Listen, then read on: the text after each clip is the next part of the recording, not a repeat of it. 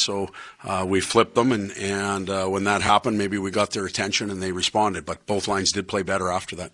I look at Dylan Larkin this year, and it seems like he's got a chip on his shoulder or something. Like from day one, he's just been nonstop. What do you see from him? The exact same thing. I think he came to camp with a chip on his shoulder. He's obviously our leader. He's been here a long, long time, and he's been through a lot of downtime, if you will, and he's tired of it. So he's dragging the team into the fight, and everybody seems to be following him. And, I think he said in the first quarter anyhow, I've been here for 3 quarters of hockey now, I thought that was his best quarter of hockey. We reached the quarter pole of the season. Overall thoughts about where you're at right now?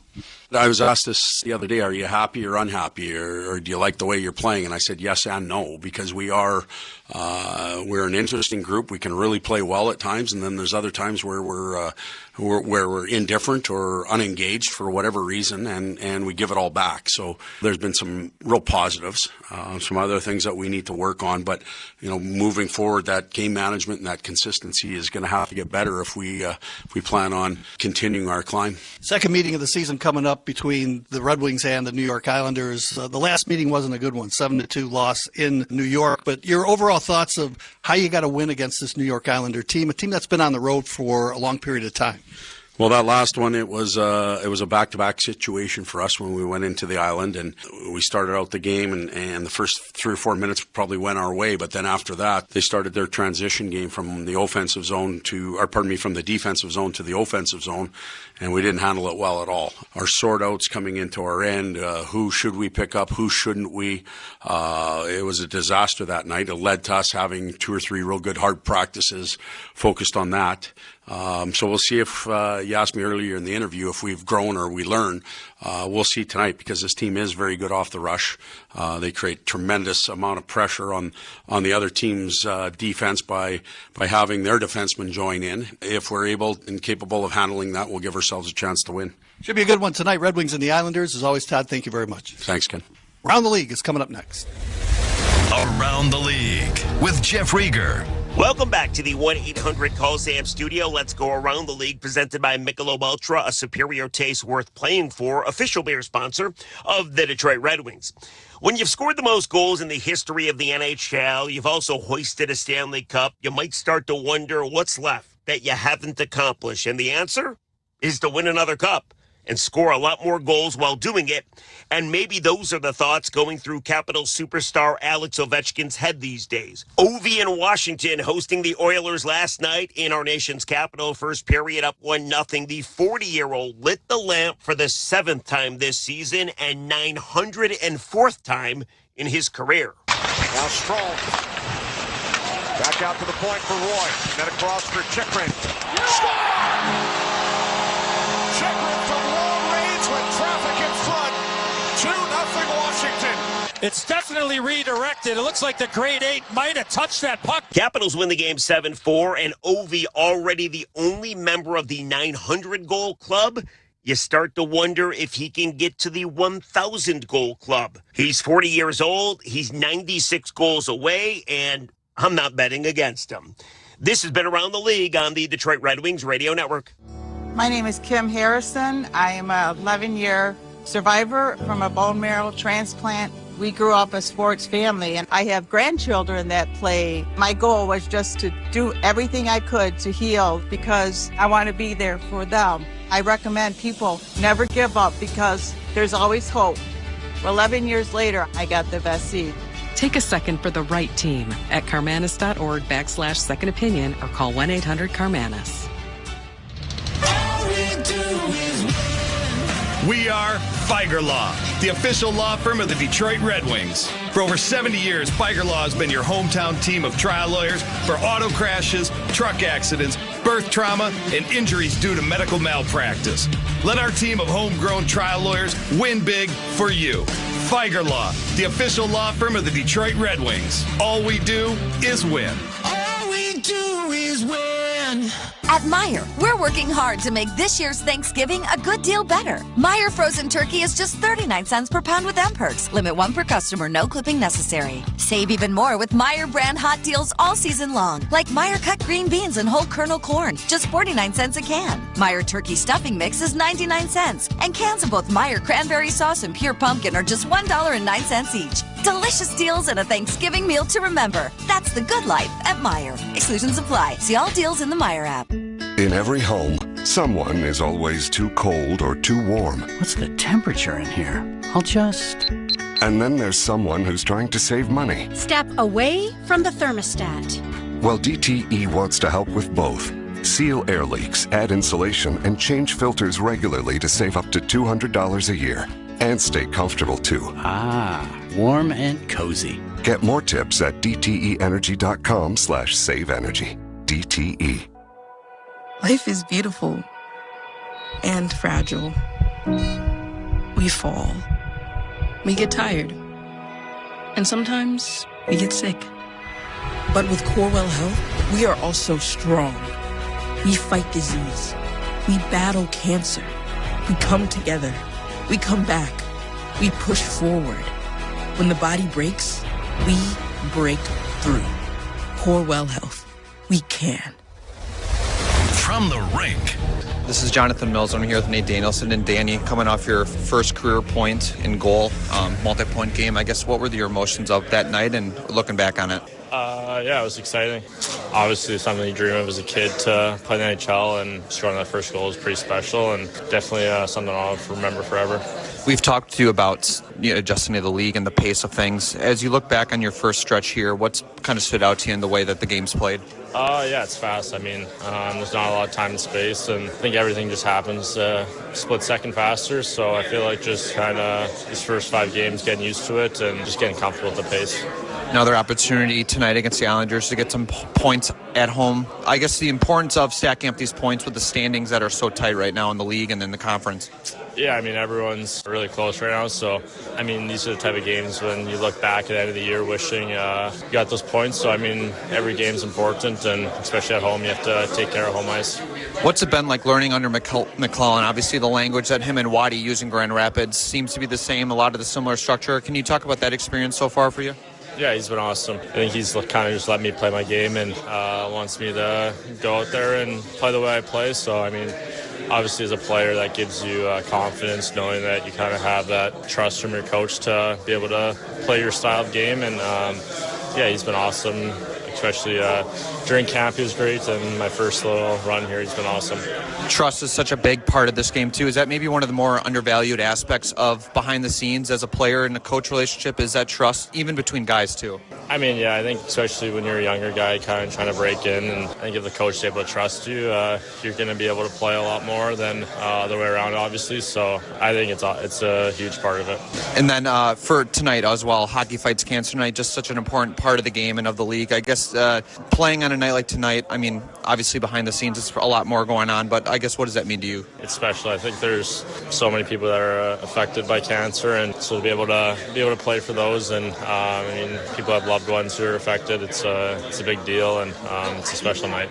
Thanks, Danny. Back to Ken Cal and Paul Woods with the keys to the game. Tonight's keys to the game.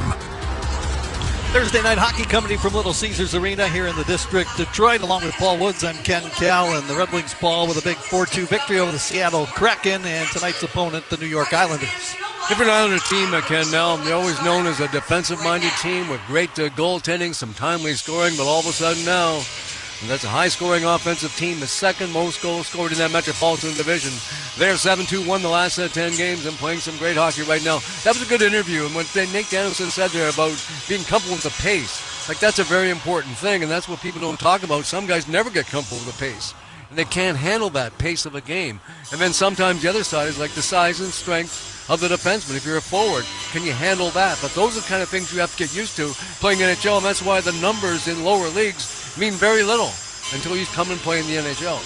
Well, we're going to see a premier defenseman who's only 18 years old and really making a statement with the New York Islanders tonight. He wears uniform number 48. That's Matthew Schaefer. And what's really impressive about his play, Paul, is that he's good both on the offensive and defensive sides of the puck. That's the part that surprised me. When we first saw the first game, I expected him to be an offensive juggernaut up the ice, making the plays. And again, he's done that. They've scored 8 goals as a group of defensemen. He's got 7 of the 8 goals, 37 points of the team, but he's changed the dynamic of the team. Emil Heineman came from the Montreal Canadiens. It actually allowed the Islanders to trade Noah Dobson. So that brought Emil Heineman a couple of draft picks, then signed to Jonathan Drouin. But all of a sudden now, the Islanders are a much better offensive team than they've been in the previous years. Well, they've been on the road quite a bit. This is their 7th straight road game, and they return home for 7 at home. But their road trip has actually been pretty solid, and they've only lost 1 game on this road trip, so they're trying to end it with a winning note. And as you mentioned, Paul, they already beat the Red Wings a month ago, 7-2 in New York. And the Wings want to keep things going. All the teams, a lot of teams beneath them in the standings now in the Atlantic Division are playing tonight. So they want to keep pace, want to win this hockey game, but won't that come easy? It's much a deeper team, but Detroit is much deeper on their fourth line. The Islanders' fourth line not quite as good as the Red Wings right now, so maybe that'll be advantage in the hockey game. And again, the Red Wings have a better power play than the Islanders do. The Islanders are a little bit better in the power play side, but if it's a special team battle in Detroit, you're probably better suited with that top unit in the power play. Well, after the game against Seattle, you and I were talking about how Todd McClellan made a little bit of a change, and the second and third line started going. You had Marco Kasper move up to the second line with Comfer and Kane, and that line seemed to gel a little bit. Emmett Finney dropped down with Danielson and Appleton. That was a good line, too. You know, Ken, that's what players want. Like, when things aren't going well and when we're struggling, we just can't get it going for whatever the reason might be. That's when you want the coaching staff to jump in, make a change, try something different. They did that. All of a sudden, both lines became much more dangerous. And now we got the second, the third line going. Andrew Kopper, Rasmussen, James Van Riemsdyk. That's a solid fourth line. It's much better than what the Islanders have here tonight. So the Wings on paper look like a better team. Tim Talbot's got 8 victories so far this season. He's tied for third in wins of the National Hockey League, and he's our backup goaltender. He's been very good all season long. And, of course, they've got a good goaltender themselves in Ilya Sorokin, the number 1. Yeah, John Gibson will be between the pipes for the Red Wings tonight. Sorokin for the New York Islanders. Paul, a key in tonight's game. What do the Red Wings have to do to come away with a W? Well, again, this would be really... Matthew Schaefer's on the ice. Be really wary of him. He loves to push that puck up the ice. He's just not the 7 goals, 15 points. He's plus 4 in the season. Gets lots of scoring chance, and we need a big game tonight from the veteran goaltender, John Gibson. Injury report brought to you by McLaren Healthcare, doing what's best. And again, no injuries to report of. I was looking around the National Hockey League, Paul. Several teams are just have a lot of injuries, and as a result, they're not playing their best hockey. Just knock on some wood when you say something like that. You got to be very careful. Matthew Darche, the new general manager of the New York Islanders, he's done an amazing job. And again, he became from more of a slow-minded, methodical team to now a team that's got some offensive players. And getting Matthew Barzal back to center ice, move her from the wing to center, has definitely sparked the offense of the New York Islanders. Second of 3 meetings on the season coming up. They'll meet one more time here at Little Caesars Arena. It's the Red Wings and the New York Islanders. Glad you're around for Red Wing hockey this Thursday night. Second of 3 straight at home before the Red Wings head to New Jersey on Monday for a game against the Devils. Enjoy the game, everybody. Red Wing hockey coming up next. This is your home for Detroit Red Wings hockey, presented by LMCU. You'll love banking here. You might be thinking you'll wait till spring for new windows, but spring is one cold, long winter away. Don't wait. Call Wallside. Lock in today's prices, lock in energy efficiency, and all of our windows are custom made and installed straight from our own factory. Get affordable quality with half off every window and extended financing. Your home will feel as great on the inside as it looks on the outside. Half off every window and extended financing. Call 1-800-521-7800. People can't have access to quality medical care without affordable health insurance. At Blue Cross Blue Shield of Michigan, we understand increasing health insurance costs are becoming more of a strain on the budgets of the businesses and people we serve. Affordability matters. It affects real families, real decisions, and real care. That's why at Blue Cross, we're dedicated to finding solutions. To learn about this critical issue and our efforts to make healthcare affordable for all, visit mibluedaily.com/affordability today. Toyotathon is on. Get in the spirit of the season with a new Toyota. Now through December 1st, get 4.75 APR financing on remaining new 25 Corollas and Corolla hybrids. Excludes GR and Corolla Cross. Or lease a gas-powered 26 Corolla LE for $199 a month for 39 months with $36.99 due at signing. With approved credit through TFS. Tax, title, and license extra. Call 1-888-36-TOYOTA for details or go to toyota.com. Toyota, let's go places. Face-off is just moments away as we pause for station identification on the Detroit Red Wings radio. Everything is better on ice. Goes his way in. Provorov cuts in and scores! Sirius XM NHL Network Radio.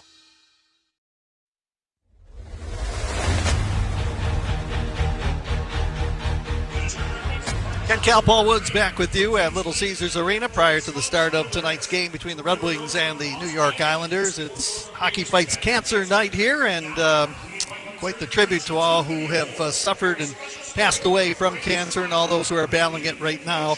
And everybody wearing purple in the building here today, so a nice effort by everybody here at the Little Caesars Arena, and all the best to everybody fighting cancer right now.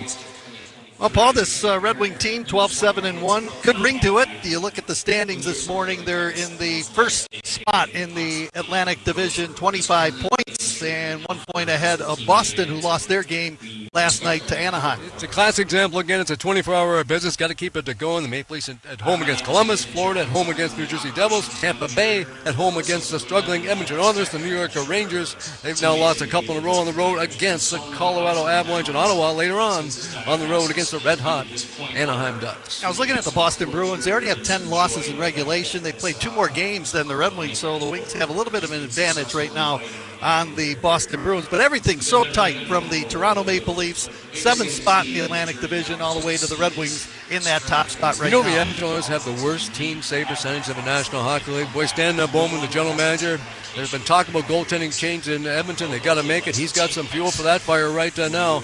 Dead last in team save percentage. The Bruins lost last night 4-3 on the road to Anaheim. Radko Gudas back in the lineup for the Ducks just makes them even better and much stronger back on that blue line. How about the Minnesota Wild after a disastrous start?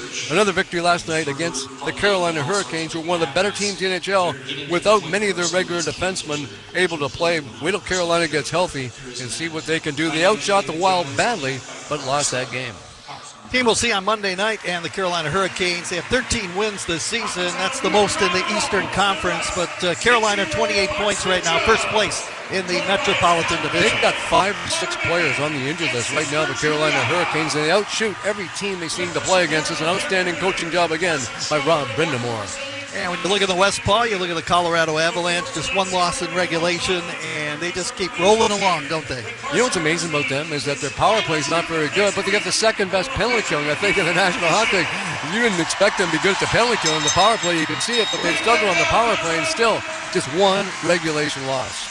Los Angeles Kings, Vegas Golden Knights trying to move up on the first place Anaheim Ducks in that Pacific Division. Yeah, Anaheim just a big surprise. Just a great job back for Beek, an outstanding job. And, of course, Joel Quenneville, that's no surprise back in that bench. He's got lots of confidence down there now in Anaheim. And you mentioned, goaltending in the National Hockey League, in Edmonton, one of the last place teams in the goaltending department. But you look at who's on the top spot as far as save percentage, the Chicago Blackhawks. Jeff Blashill's doing a really good job with the Hawks. And Spencer Knight's the player that's doing it. He's played most of the starts for the Chicago Blackhawks, and they got him in that big deal going back a few years with the Florida Panthers. We have a ceremonial puck drop. A cancer survivor is standing on the red carpet there where it says Detroit Red Wings 100th anniversary, and dropping the puck between both captains of the Red Wings and the New York Islanders. Let's go downstairs. Ice level on the red carpet. Latoria McBride will be singing the Star Spangled Banner. Let's hear from Latoria right now. Oh, say, can you see by the dawn's early light what so proudly we hailed at the twilight's last gleaming, whose broad stripes and bright stars through the perilous fight o'er the ramparts we watched were so gallantly streaming, and the rocket's red glare, the bombs bursting in air, gave proof through the night that our flag was still there. Oh, say does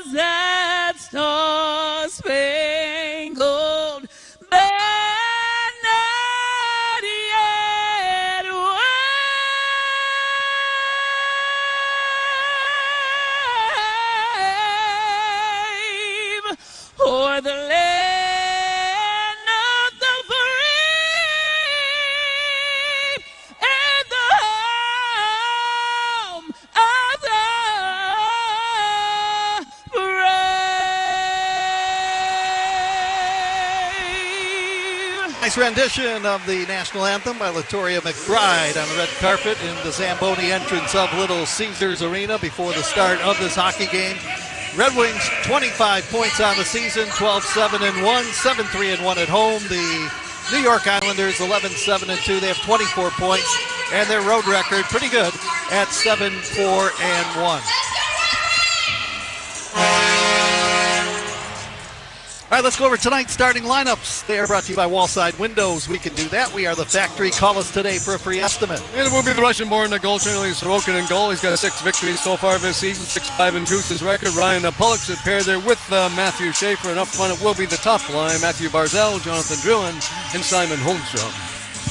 Starting in goal for the Red Wings, John Gibson.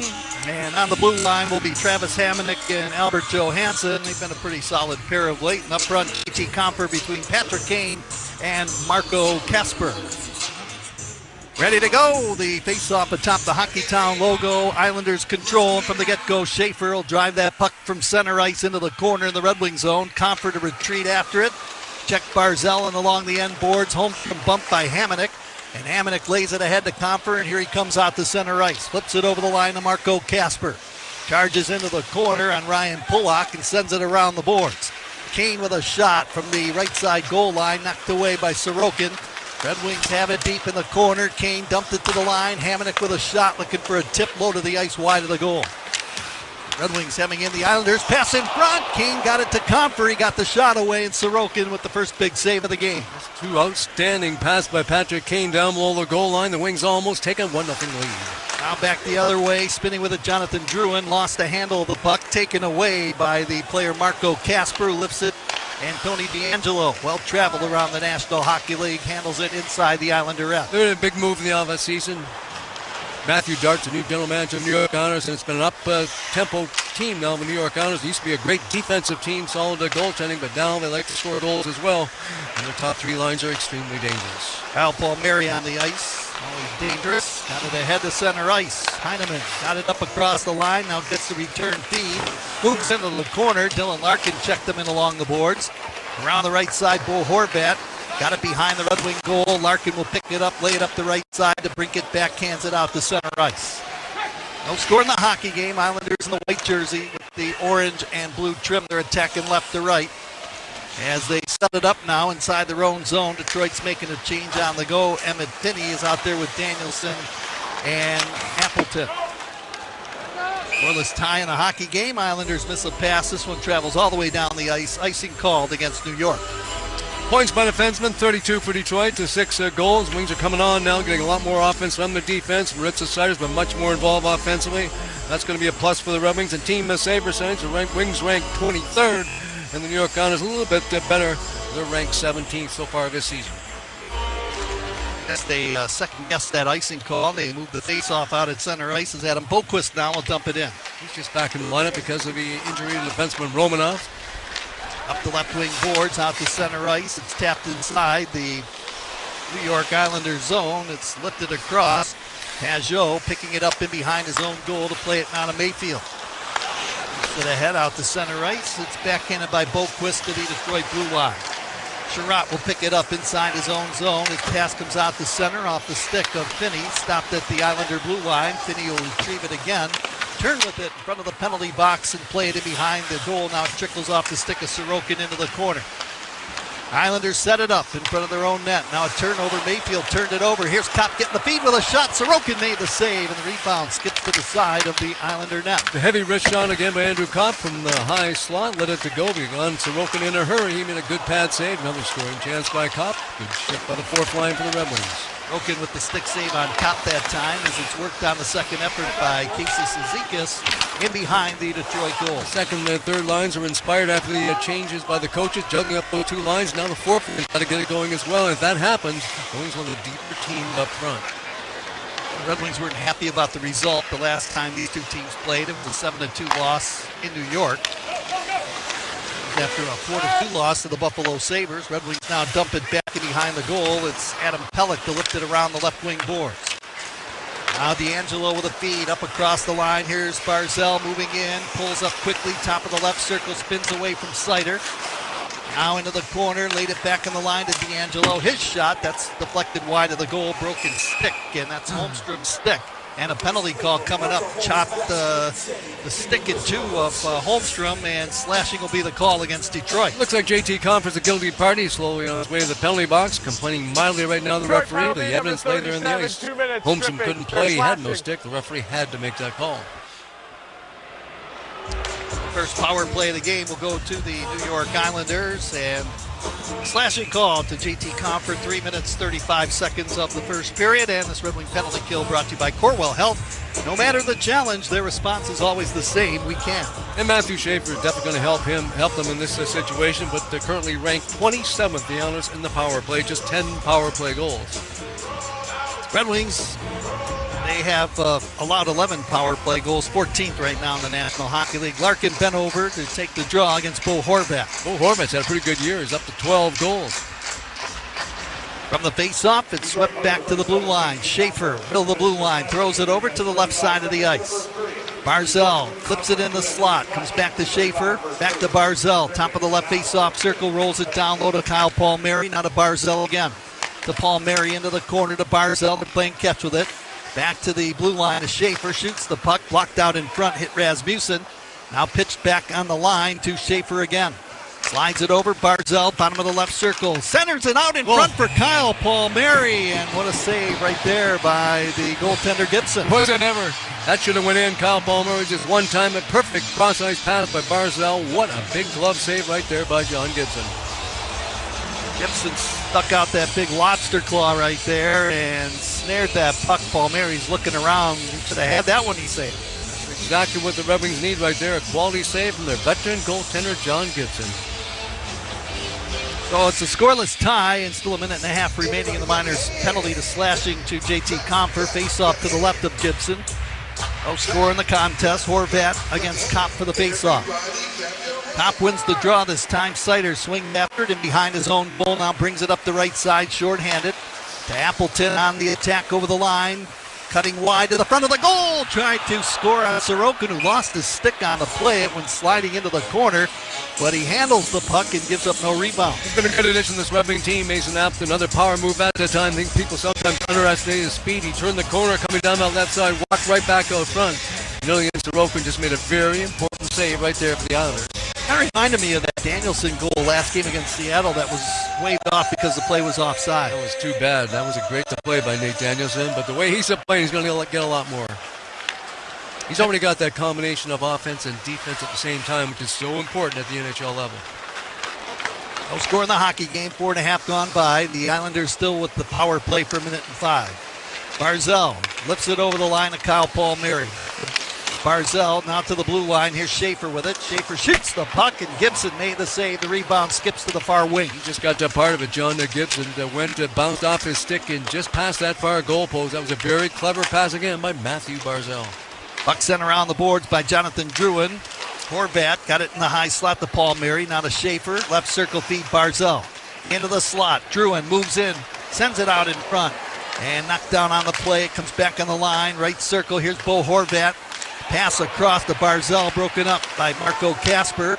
Now it comes back to the line. Schaefer holds it in, pinballs it left circle. Chance by Kyle Palmieri, and he fired it wide. And the rebound off the glass down the ice into the New York end. You watch him move that puck around the offensive zone, led by Schaefer back at the point. It's hard to believe the 27th in the power play. Had some real good looks and forced John Gibson to make a couple of big saves. 5 seconds left in the penalty to Compher. He's standing up in that Red Wing penalty box as the Islanders will bring it forward. That's Heineman dropping it back. Compher exits the penalty box, exits the ice on a change as the Islanders will scoop it into the right corner, wins 1-for-1 in the penalty kill department. No score opening period, 14:10 to go. Here's Anders Lee. Picking it up left circle, sweeps it down low. A snapshot by Pellick off to the side of the goal. Gibson makes the save, and he will hang on to it, hugging that near goal post. St. Louis Blues continue to struggle on the road against the Philadelphia Flyers. Both teams need some points in that game, and the Washington Capitals, fresh off their 7-4 victory last night against the Oilers in Washington. Tough travel on the road tonight against the Montreal Canadiens. Montreal 0-3-1 in their last 4 hockey games. Right now, 3rd place in the Atlantic Division. Very streaky team as well, but that fits the description of most teams this year in the National Hockey League. You get it going, you're winning some hockey games, and all of a sudden the wheels come off and you just can't win a game, and you got to somehow find a way to snap out quickly from those losing streaks. Wings with a face-off and doing the job. Comfort rolls it in behind the Red Wing goal. Ben Sherratt to snap it up the left wing boards. D'Angelo tied up by Kaspers. That puck rolls into the Islander end. Adam Pelech circles in behind his own goal. Taps it off the boards to his partner D'Angelo, lifting it out to the Red Wing blue line. Lee collides with Sandin Pelech. Now a feed pass to Pajot into the slot. Lee couldn't handle it. And now it's Kasper with a stick move. Lifts it up across the Islander blue line. The puck travels in behind the New York goal, and icing is called against the Detroit Red Wings. And the big power forward Anders Lee love that one back inside that Red Wing blue line. That was a good pass. He just mishandled that puck. He didn't make a play on it. If he does, the Islanders a chance to snap this scoreless tie. Aided by a power play, they've been the more dangerous team here in the first 6 minutes. First period of tonight's game is brought to you by Meijer. Meijer brings more good to hometown hockey.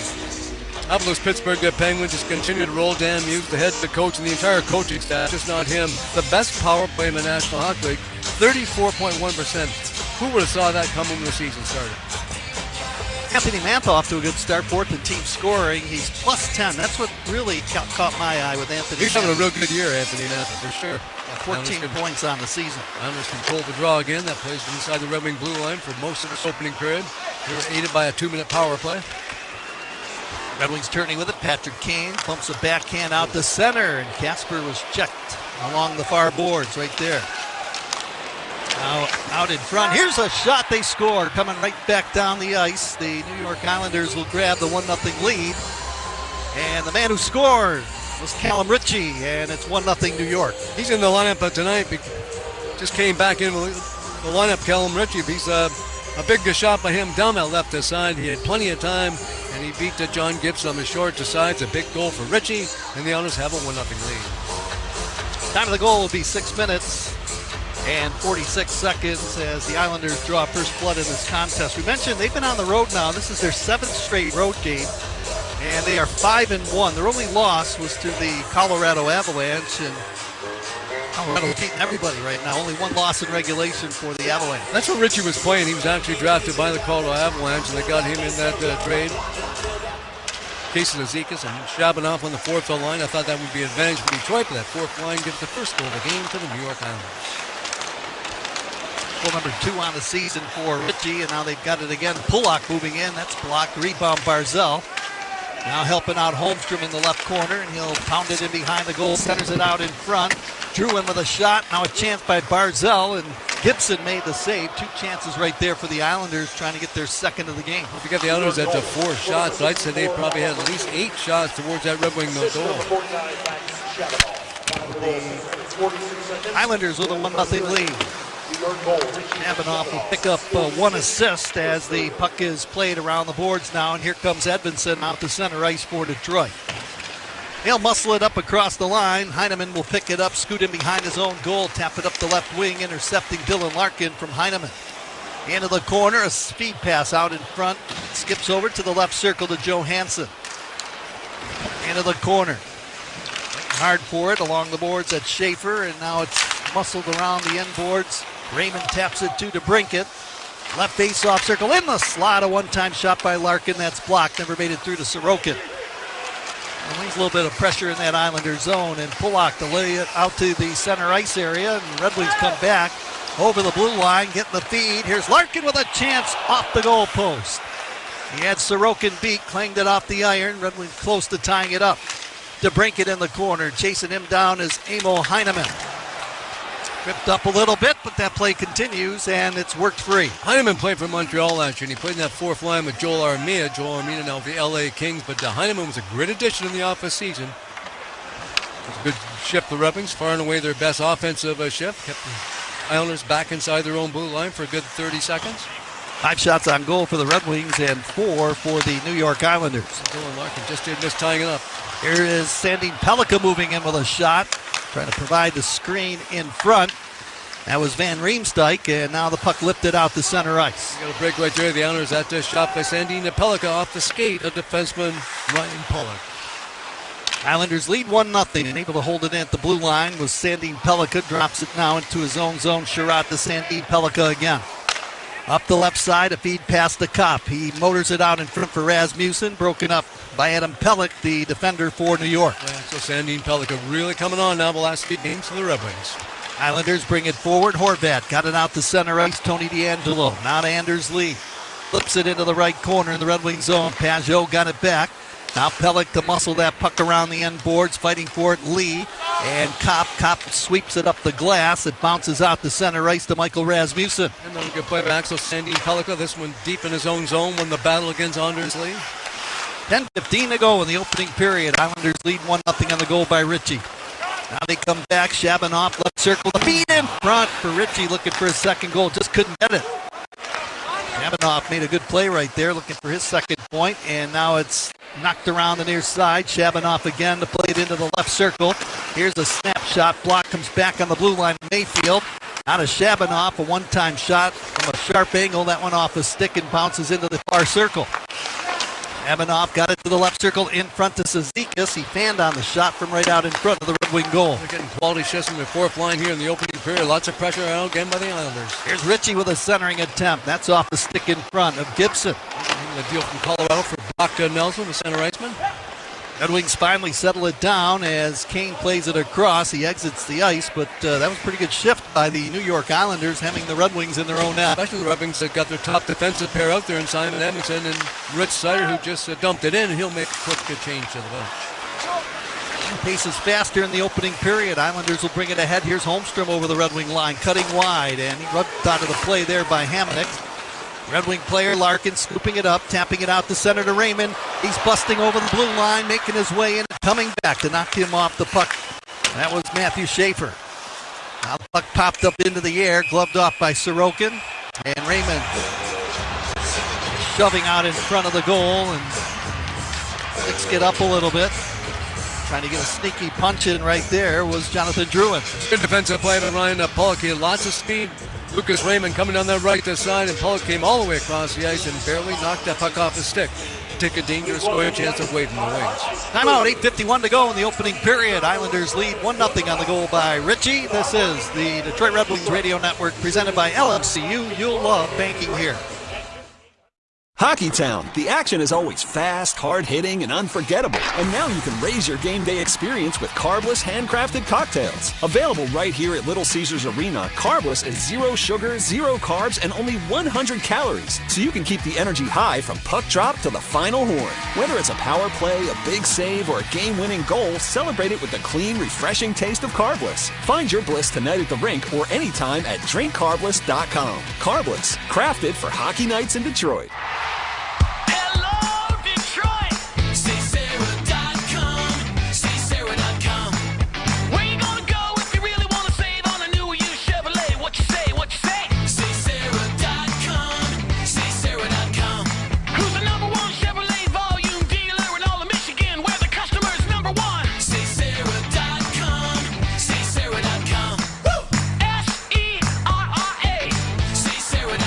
Together, let's drive. It starts at sunrise. For 60 years, National Coney Island has been making the good stuff. From the classic Coney dog to our original chicken hottie and award-winning chili. We serve up value in every mouth-watering meal, every day. Family-owned goodness that is always fast, fresh, and friendly. Dine in or order online at nationalconeyisland.com and be sure to check out our $6 under $6 breakfast value meals Monday through Friday before 11 a.m. for a limited time. Little Caesars Arena this Saturday, November 22nd, 1 p.m. matchup between the Red Wings and the Columbus Blue Jackets. Don't miss out on all the action. Grab your tickets right now at DetroitRedWings.com/tickets. 1-0 lead for the Islanders. 8:51 to play in the opening period. Callum Ritchie second of the year from Matt Shabanoff at 6:46, and that's the difference in the game. Columbus, the Blue Jackets barely missed the playoffs, so last year off to a decent start. 10-8-2 is their record, and quietly Zach Werenski piling up the points. He's moved up into the top 10 scoring defenseman now in the National Hockey League. Good work by Dylan Larkin. He's that puck quickly. Here's Sider from the right point, fired the shot. That one wide to the goal. The rebound off the glass came out to center ice. Edvinsson interfered with Paul Mary. He's going to get the gate right here as the Wings finally touch it. Sider out in front of his own goal. He definitely did run some interference that time, Simon Edmondson, but Kyle Palmieri definitely dropped it down like any veteran player would do in that situation. And another power play coming up now for the New York Islanders.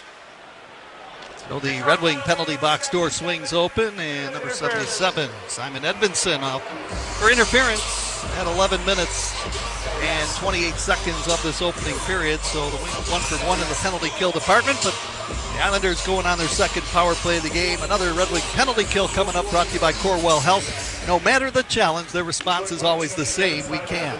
And J.D. Comfort won that draw clean, and a good job by him. Ben Sherratt wasted no time and chopped the puck the length of the ice. Islanders are attacking left to right. They bring it out of their own zone, out to center ice. A little drop feed to Barzal. Crossing the red line to the Hockey Town logo. Now over the line, pass to Bo Horvat, who will scoot it in behind the Red Wing net. Now Palmieri to Barzal.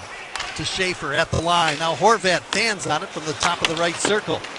And Hamonic will just fire it off the end boards all the way down the ice into the Islanders zone. It's off to a great start to Bo Horvat. He'd like to have that one back. He tried that one-time shot. He fanned on most of it.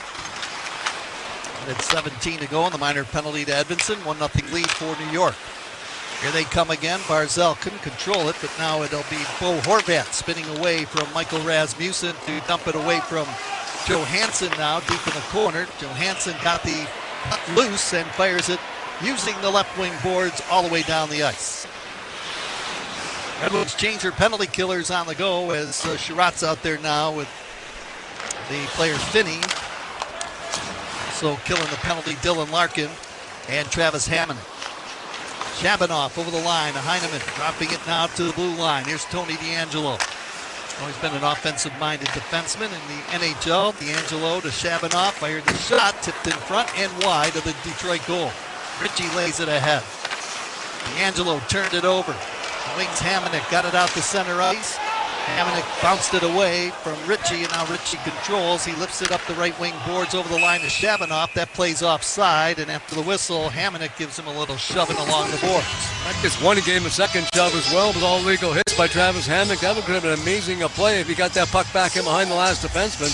It'd be a clear-cut breakaway from almost center ice for Travis Hamonic. I don't think he's had that happen to him too many times in his NHL career, but very impressed with his defensive play all season long, except for the first game of the regular season. We mentioned it's a long road trip for the Islanders, but they've got a 7-game homestand coming up that starts in a couple of days against the St. Louis Blues, who continue to struggle in the Western Conference. Such a big good move last year. They moved up the 13 spots. They're ranked the 13th in the entry draft, end up with the first pick overall, and that really changed everything, I think, for this franchise. They almost seemed like they were stuck in playing the way the game was played many, many years ago. Patrick Waugh wasn't a happy coach that last game in Dallas when Rantanen knocked Romanoff in along the end boards. Yeah, they're playing with one of their top 5 defensemen in Romanoff, the former Montreal Canadiens defenseman. Matthew Barzal's been noticeable here in the opening period. Penalty is over. Edmondson stays in the play, and the Red Wings are 2 for 2 in the penalty kill department. Detroit trailing 1-0.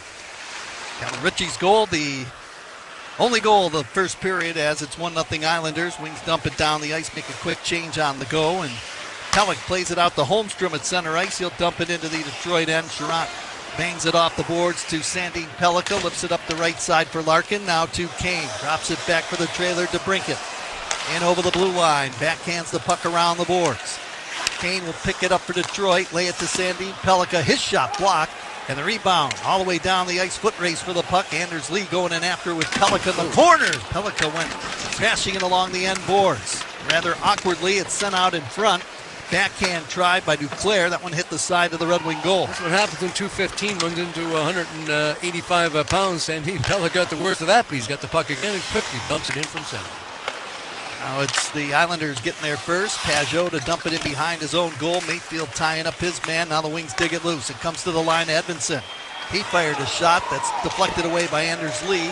Hustling after it at center was Edmondson. Now he turned it over and racing down the right side. Pulock with a shot and cutting the angle to make the pad save and then giving up no rebound, John Gibson. Another big save by John Gibson. Back in the defensive-minded days. Ryan Pollock, he played with Adam Pellick. Those two were a great defensive pair. Now they're playing in different defensive pairs, and that's made the Islanders a much better team overall. Tonight's game brought to you by Blue Cross Blue Shield of Michigan, the official healthcare provider of the Detroit Red Wings radio network. Confidence comes with every card. Timeout, 5:11 to go. First period here in Detroit. Islanders 1 and the Red Wings nothing. This is your home for Detroit Red Wings hockey, presented by LMCU. You'll love banking here. Hey, it's Ken Cal, voice of the Red Wings. There's a homegrown squad that's been around even longer than the Wings. Rose Pest Solutions turned pro over 160 years ago and has dominated pests ever since. Rose safeguards your home or business against pests like bedbugs, cockroaches, rodents, and spiders. Their technicians are also equipped to meet all safety regulations. That's why Rose is an official partner of the Detroit Red Wings. Pest problem? Rose is the solution. Call Rose at 800-966-ROSE or go to rosepestsolutions.com. Want more money each month for gas, groceries, or whatever else you want? Then LMCU's got great news for you. Our signature max checking account just got even better. Now you can earn 4.00% APY on your savings. That could mean nearly $600 extra in your pocket every year. Ready to get more for your money? Learn more and start earning more at lmcu.org/maxchecking. Details and requirements apply. Federally insured by NCUA. APY is annual percentage yield. Need coffee that slaps or munchies that pop? Sheetz has your back and your snacks. Think of us as your neighborhood hangout spot that comes with its own parking, where you can turn your pickup's tailgate into a lunch table, chat up your neighbor at checkout, or just roll in wearing PJs. We've been serving fresh, made-to-order stuff since forever, and you're always invited. We're family-owned, community-loved, and delightfully not your average gas station. Ha, not even close. Get ready, Michigan. Why the Sheetz not?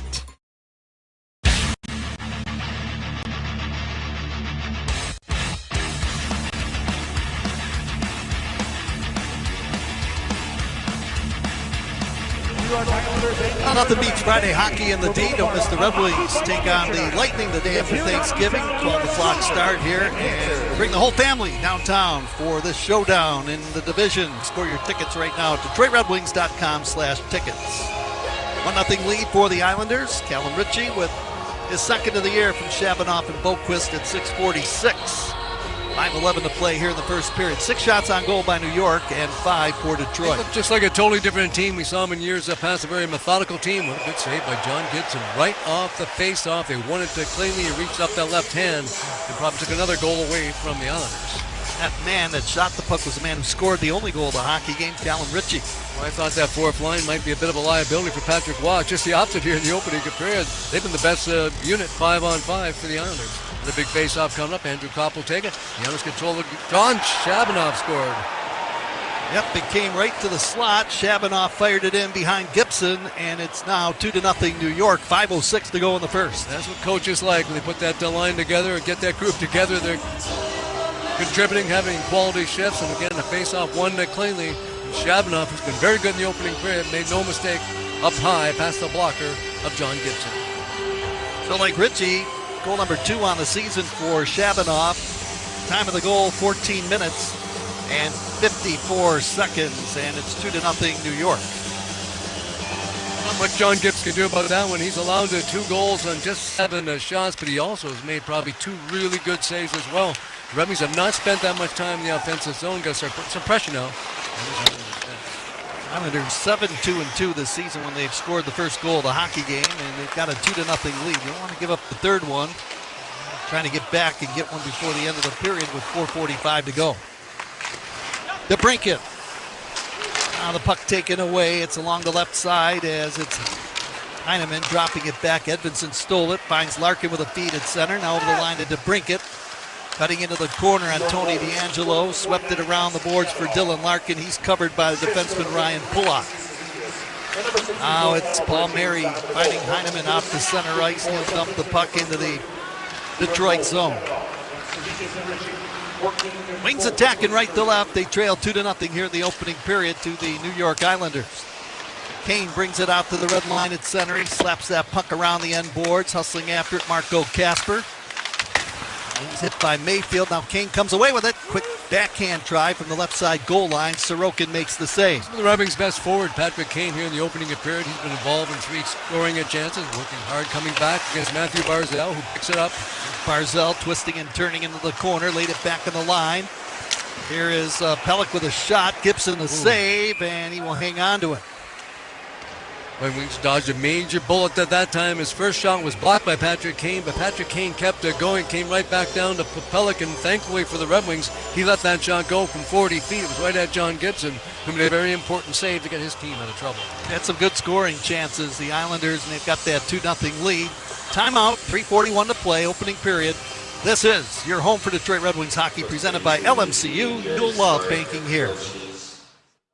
On January 2nd, outdoor hockey is coming to South Florida as the Panthers face off against the Rangers in the Discover NHL Winter Classic. Don't miss your chance to be a part of the fun and ring in the new year with an outdoor NHL game in Miami. It's a showdown in the Sunshine State. Adam Fox and the Rangers, Matthew Tkachuk and the Panthers. The Discover NHL Winter Classic. Get your tickets today. Toyota-thon is on, and there's no better way to get in the spirit of the season than with a new Toyota, like the best-selling Toyota Camry. Now through December 1st, get 4.75 APR financing on remaining new 25 Camrys, or lease a new 26 Camry LE for $269 a month for 39 months with $36.99 due at signing. With approved credit through TFS, tax, title, and license extra. Call 1-888-36-TOYOTA for details, or go to toyota.com. Toyota, let's go places. Life is beautiful and fragile. We fall. We get tired. And sometimes we get sick. But with Corewell Health, we are also strong. We fight disease. We battle cancer. We come together. We come back. We push forward. When the body breaks, we break through. Corewell Health. We can.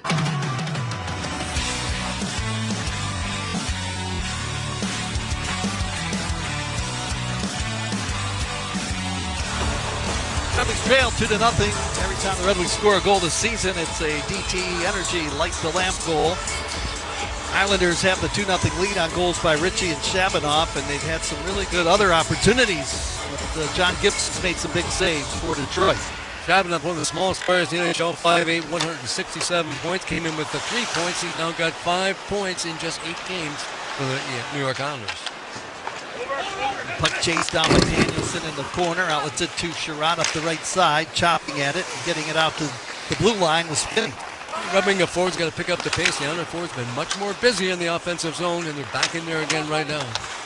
And Sherrod tapping it up the wing. Appleton chopped it ahead, and now out to center. Danielson lost the handle of it, bounced it away, and now the Islanders Duclair feathers it right out in front of the Detroit goal.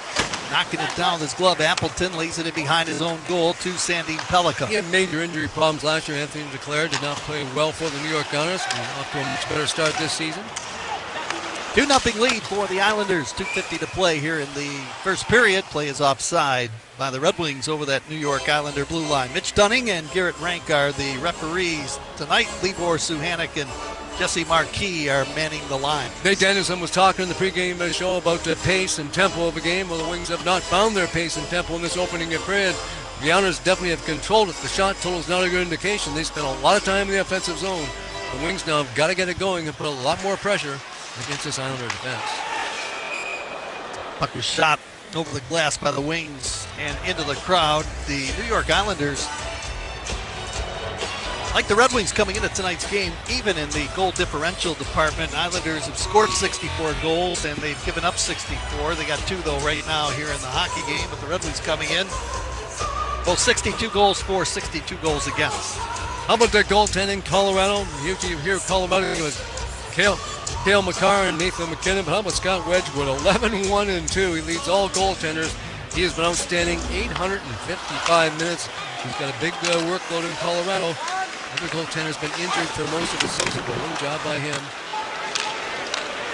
Here's Kopp out to center, lifting it up the right side. Van Riemsdyk to dump it into the corner. Kopp fending off a check, trying to get to it. Digging in there is Adam Pelech.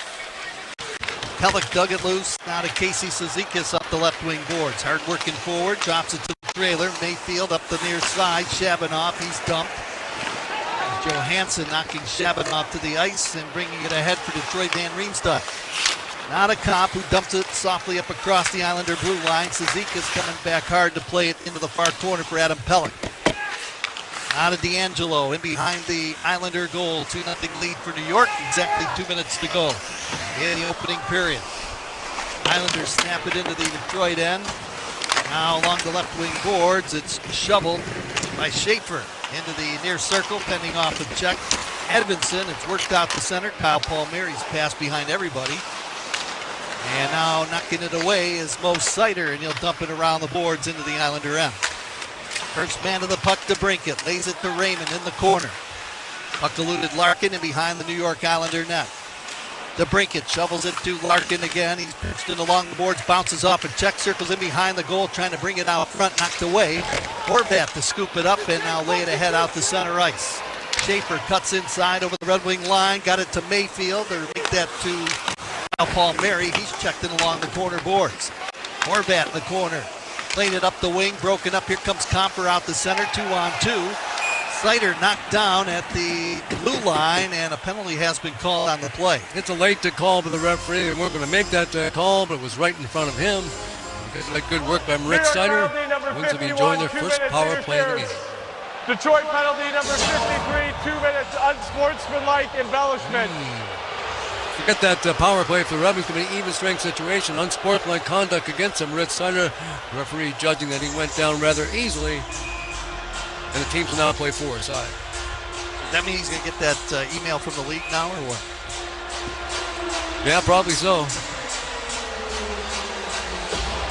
I think it's automatic right now. They just push the send button, you know what I mean? The league, and get that embellishment penalty. And unsportsmanlike conduct, Sider doesn't like it. Getting the gate right now, so both teams will be playing for his side. Heineman in the penalty box for the New York Islanders, Sider for Detroit. Time of the penalty, 18 minutes and 57 seconds. A lot of ice to maneuver with. Red Wings trail 2-0. See if they can get one back here in the final minutes. As Sandy Pellica rolls that puck into the New York Islanders zone. Ryan Pullock in the corner. Fighting for possession of the puck is Kane. Now coming back is Barzal. Steered it up the left side, turning with it there. That is Druin. And he hands it ahead, out to center ice. Now turning back Schaefer inside his own zone. Skating defender, quickly brings it ahead. Pass to Barzal in over the Red Wing blue line. Trying to cut inside, pulls it back. Larkin trying to get the puck away from him. Now Schaefer turning with it at the right point.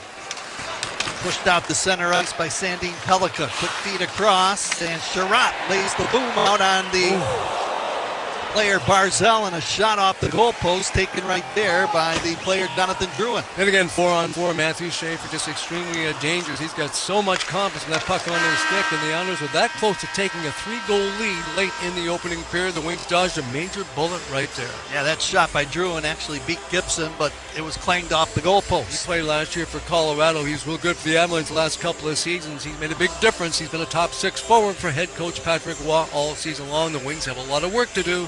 They're down 2 goals. And as we start the second period, both teams will be playing for a side for 57 seconds. That's the remaining time and the penalties to Emil Heineman and Mo Sider. And for me, again, the Red Wing forwards just got to get much more involved. The Larkin line, actually, specifically Dylan Larkin, was very good in that opening period, but the rest of the guys got to pick back up the pace. Not a whole lot happening for the Red Wing forward lines. And the New York Islanders had a balanced attack, 2 goals from their fourth line. And the other lines had some good scoring chances as well, but they spent a lot of time inside the Red Wing blue line, so lots of work to do for the Red Wing coaching staff and team in between periods. First period, shots on goal brought to you by the Macomb Group, the leader between the pipes for all of your industrial pipe needs. 8 shots on the New York Islanders. Actually hit a goal post there late. Could have had a 3-0 lead, and Gibson's made some really beautiful saves as well on those Islanders shooters in front. Red Wings managing just 5 shots on Ilya Sorokin. It's just a different mindset, it seems, right now for New York. It's just a much more dangerous offensive team. In years gone by, we just knew they weren't that good offense and had to win the close hockey games. They're more of a physical team. Played their fourth line a lot, but nowhere near the offense they have now. Schaefer makes a big difference back in that blue line, but Jonathan Druin and Emil Heineman, the former Montreal Canadian forward, have made a big difference as well. And Bo Horvat, not much going for him that opening period, but still 12 goals of the season. That's the best I've seen Matthew Barzal play in quite some time. Well, they played pretty tight, too, with their own zone, the New York Islanders, and Red Wings really didn't have a lot of grade A scoring chances. They always had that going, though, with Pollock and Pellick, and then you got Scott Mayfield. But Tony DeAngelo, he brings an offensive mind as well, but just can't say enough about Matthew Schaefer. Just when he gets that puck on his stick and so confident to hang on to it and make plays. He was very good in that opening period in the offensive zone.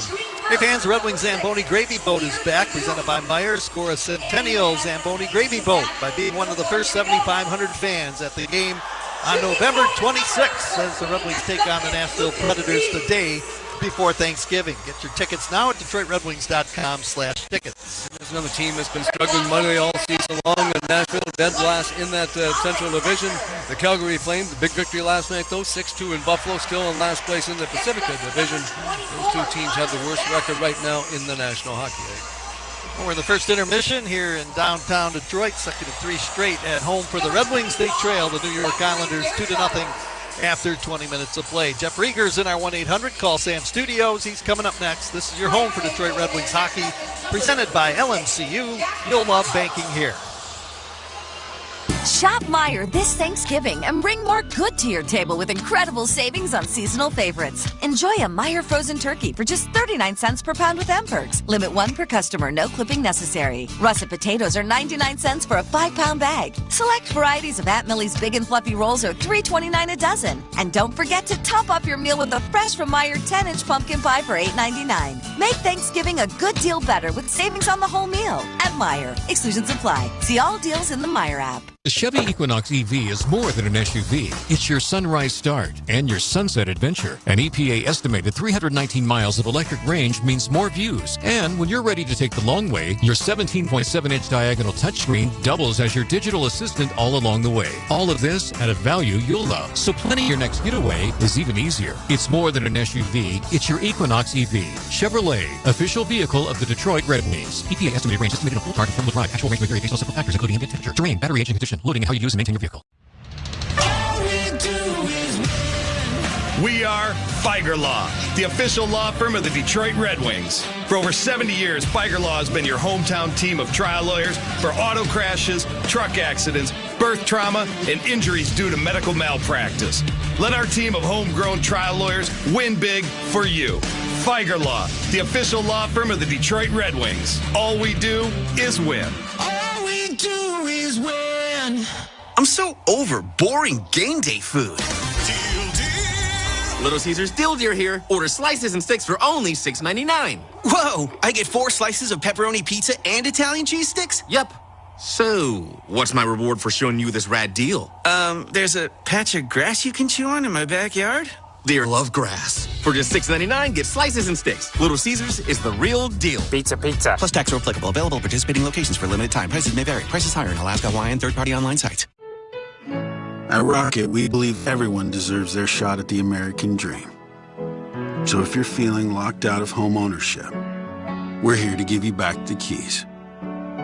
We're opening doors, breaking down walls, and doing everything we can to turn renters into owners. And we're not going to stop until we help everyone home. To find out more, visit rocket.com. Rocket, own the dream.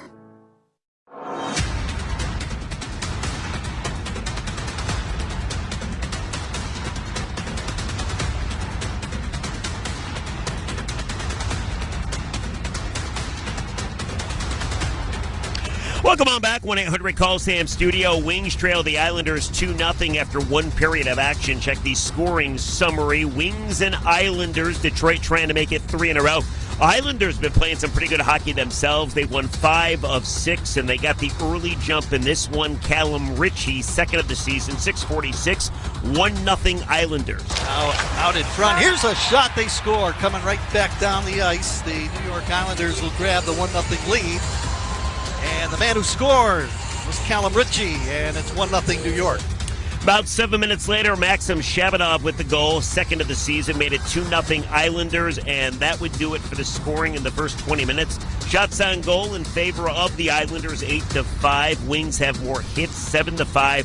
Both teams have won 9 faceoffs, and the Wings are 0 for 0 on the power play, still waiting for that first man advantage chance, while the Islanders are 0 for 2. 2-0 Islanders. That's after one period. We come back, we hear from Manny Legacy. We'll do that next on the Detroit Red Wings Radio Network. Imagine a world where technology transforms the way we think about our environment. Welcome to Priority, where we're redefining the future of recycling and cleanliness with cutting-edge tech. Our innovative solutions are designed for those who demand smarter, more efficient ways to care for our planet. We're not just ahead of the curve, we're creating it. Ready to join the revolution? Visit PriorityWaste.com and see how we're setting the new standards in the industry. Priority, where technology meets sustainability. Dangle, Snipe, and Selly. Keep your car sparkling clean and wash all you want, starting at just $20 a month at any Clean Express Auto Wash. Or be like Al and enjoy 4 times the shine and 4 times the protection with our Ceramic 4 Ultra Unlimited Wash Club membership for just $40. Wash twice a month and it pays for itself. Do you drive clean? The Detroit Red Wings do. For locations, hours, or to buy online, visit cleanexpresswash.com today. Go Red Wings! You might be thinking you'll wait till spring for new windows, but spring is one cold, long winter away. Don't wait. Call Wallside. Lock in today's prices, lock in energy efficiency, and all of our windows are custom made and installed straight from our own factory. Get affordable quality with half off every window and extended financing. Your home will feel as great on the inside as it looks on the outside. Half off every window and extended financing. Call 1-800-521-7800. Whenever you shop Meijer, you bring more good to hometown hockey and hundreds of local sports teams across the Midwest. Meijer is proud to sponsor the Detroit Red Wings. 100 calls, Sam Studio. Islanders up on the Wings 2-0 after one period. Let's pause 10 seconds for station identification. You're listening to Detroit Red Wings. Here's the thing. 24/7 He missed the target. Sirius Draisaitl back the other way for the XM winners. Radio. Draisaitl scores! Time now for the intermission conversation brought to you by Meijer. Meijer brings more good to hometown hockey. Now, we've played excerpts from the Ozzie and Keats podcast in the past during the intermission, and the reason is why is because John Keating and Chris Osgood get good guests, and they're pretty funny. And recently, they had Manny Legacy on, the former Red Wings netminder, and Legacy started off by talking about Chris Osgood and how he made sure that Legacy felt right at home when he first donned the wing wheel. Ozzie took me under his wing, so it was amazing. Yeah. You know, he made me feel like I've been there for 20 years, and you guys have already won 2 cups, and the dressing room was all stars, and I'm looking around going, oh, this is going to be crazy. I remember when Manny got there, I was amazed at how, because back then, right, guys were kind of half a little bit 80s, but Manny was really structured. I'm like, how does he do that? I think we probably talked about it. Like, you're always in control, and you could slide beautifully, and I was more stand-up still, so I was trying to, kind of do what Manny did. Then I left and went to Long Island, I believe. Then I remember you were between Dom and Chris Joseph, right? Yes. Yeah. Yeah. How was that? I mean, now I play with Dom a little bit. I know what that's like, but to have both of them, how was that? Well, it was 2 guys that hated each other, and I don't know where that extended from. From nowhere. Should never have happened. No, but Dom retired, Cujo came in. Yeah. Dom unretires, pick up his contract, and they wouldn't get dressed at the same time. Like, they literally would be in the room. Yeah, it was crazy. And then, where I sat? I sat on the end. Yeah. Remember, you sit beside me. You sat in the end. Yeah. So then Cujo, then they put, when you left, Dom was, because it was me, you, and Dom there for a little bit, right? Yeah. And you sat right next to me. And then, so when you left, that just stayed empty. But when Cujo came in, they put Cujo there. And then had that empty stall where Dom used to sit. That had to be uncomfortable for you because it was crazy. So Dom comes in. They don't like each other. They won't even change to each other. The next one morning I come in and my stall is now moved. So we have the 3 of us here. Now they've moved my stall in between them. And they moved Cujo into my stall. No way. And I'm like, what's going on here? They're like, you're like the buffer zone. I said, so I'm Jimmy Buffer Zone. So I'm just going to be the buffer zone between these 2 guys. I said, I'm not getting this right now. I've been in this stall with Ozzie for like 3-4 years, and now you're just gonna. They're like, hey, Manny, Scotty's idea. So I'm like, all right, all right. So oh my, yeah. Well, So I had to be in the buffer zone. How did that make you feel? Because I mean, It didn't matter. I played most games that year. One was hurt. The other guy was sent down. Right. I ended up playing the most games that year. Yeah, he played the most games. Manny had a great year that year. So it was like an outstanding year on the team eventually winning. Well, here's the kicker. I think our goalies were 21.5 million, and I was the 0.5. Wow. Oh, wow. But you want to be a good teammate, and so you have to have some relationship with Curtis, and you have to have some relationship with Dom, right? And so you're good with everybody, right? Yeah, Manny gets along with everybody. Ozzy knows Dom's in his own little world, so it's just. I got along great with Cujo. We had the year before we had a great year together. Ozzy's probably the best goalie I've been with, as in just fun and I can't make that claim. I can't make that claim. He's not the best goalie I've been with. I know, but you had like you were on a heater for 4 years. Like your record wise was outstanding with the Wings. The team was pretty damn good. But still, 36 wins, 22, 18. I think that I'm guessing 24 the year before when you were talking with when Dom and Cujo were there. So that was pretty good stuff considering. Yeah, I know I was in Long Island to hear stuff. I'm like, really? Like, how don't guys get along? Because we always got along. I go along with all my partners all the time. You're awesome. You're awesome to play with. It was so much fun. And you took me right under your wing right away and just made me feel at home. It started right from the first day we driving up to Traverse City, and we roomed together our first training camp. And I just got from LA, and Ozzy goes, "I'm gonna play golf in the afternoon." Ozzy was me, you. I think it was grapes and Mac, maybe malt. I liked it because you had that rule in the first hole because we were stiff and I triple bogeyed the first hole and he goes, that doesn't count. Doesn't count. It's a warm-up hole. Right up it's a warm-up hole. I needed that. So he goes, there's a meeting.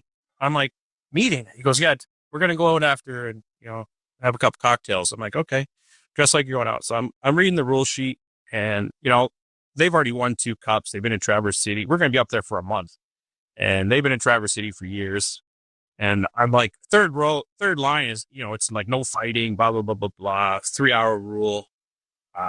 Curfew's at 11. I'm like, Ozzy, this is my first day. I'm not missing curfew. He goes, reach the bottom line. He goes, shuttles run till 3. I'm like, oh, this is a veteran team. I get it. I don't come from the young team in LA. Yeah. So we went out, had a couple cocktails after, and then you just made me feel home. It's awesome. Great stuff. Manny Legacy on the Ozzy and Keats podcast. If you want to check out the entirety of that podcast, go to the YouTube and find Ozzy and Keats, or get it wherever you happen to get your podcast. Islanders up on the Wings 2-0 after 1 period. Come back, check the out-of-town scoreboard. You're listening to Detroit Red Wings hockey. After beating colon cancer, I'm turning setbacks into comebacks. I am Henry. I'm pain-free and at full strength after spine surgery. I am Henry. A life-saving delivery ensured my shift could continue. I am Henry. When you need care to get you back on your game, trust the only care team chosen as the official team physicians for the Detroit Red Wings. Henry Ford Health. We are Henry. If you're looking for a meaningful career with lots of room to grow, both professionally and personally, consider UWM. We're one of the largest companies in Michigan, big enough to offer impactful roles in a wide range of specialties. But you'll also find a community of fellow team members ready to welcome, train, and support you. So no matter what stage you're at in your career, you'll find your fit at UWM. Check out UWMcareers.com and apply today. In hockey, every win is earned. And at home, the victories are just as real. With J.P. Weiser's whiskey in hand, every moment feels like a win. From midweek matchups to do-or-die Game 7s, Weiser's is there. From the first puck drop to the final buzzer, we're all in. Because it's not just about the team on the ice. Here, it's about us. And when we gather with J.P. Weiser's whiskey for game time, that's a W. J.P. Weiser's, the official Canadian whiskey of the Detroit Red Wings. America's favorite place to watch sports is Stadium Swim, located at Circa Resort and Casino. Catch all the biggest games at a viewing experience built for sports fans. Chill in one of our 6 pools on 3 different levels for a perfect view of our massive screen. Located at Circa Resort and Casino in downtown Las Vegas on Fremont Street. Stadium Swim. Book your spot today at circalasvegas.com. Save time every time when you use online check-in for a great haircut at Great Clips, proud partner of the Detroit Red Wings. Download our app or check in online at greatclips.com. Great Clips, it's gonna be great.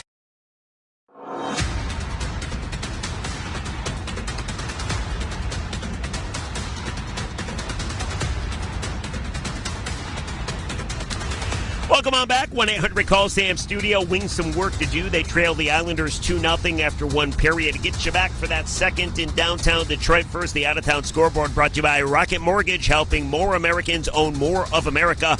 Your journey home starts at rocketmortgage.com. Rocket, own the dream. Games going on right now. Blue Jackets and Maple Leafs are scoreless second period. Capitals and Canadians tied at 1 first intermission. How about Alex Ovechkin? They call him the Great 8. He gets his second goal in as many nights. He has 8 on the season. Devils trail the Panthers 1-0. Sam Reinhart, goal number 11 for the Panthers there. That one in the second period. Also, Blues on top of the Flyers 2-0. Oilers on top of the Lightning in Tampa Bay 1-0. Later on tonight, Kraken, Blackhawks, Rangers, Avalanche, Golden Knights, Mammoth, Stars, Canucks, Sens, Ducks, and Kings in San Jose to take on the Sharks. All right, let's get you on back. Downtown Detroit, 2-0 game. Second period right now. Ken Kale, Paul Woods, take it away, fellas. The Red Wings, Paul, have some work to do. They trail 2-0 on goals by Callum Ritchie and Max Shabanoff. And the Red Wings were outshot 8-5 in that first 20 minutes.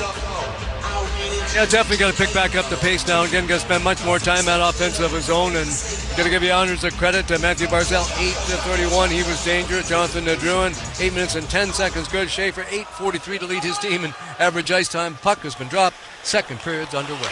Islanders attacking right to left. Schaefer bumped it around the boards. Now gets a return feed from Ryan Pullock. Got it ahead to Holmstrom. He's checked along the boards by Sandin Pellikka. The big news for the Islanders is the third line. They barely played more than 3 minutes, and they were responsible for both goals for the Islanders in that opening period.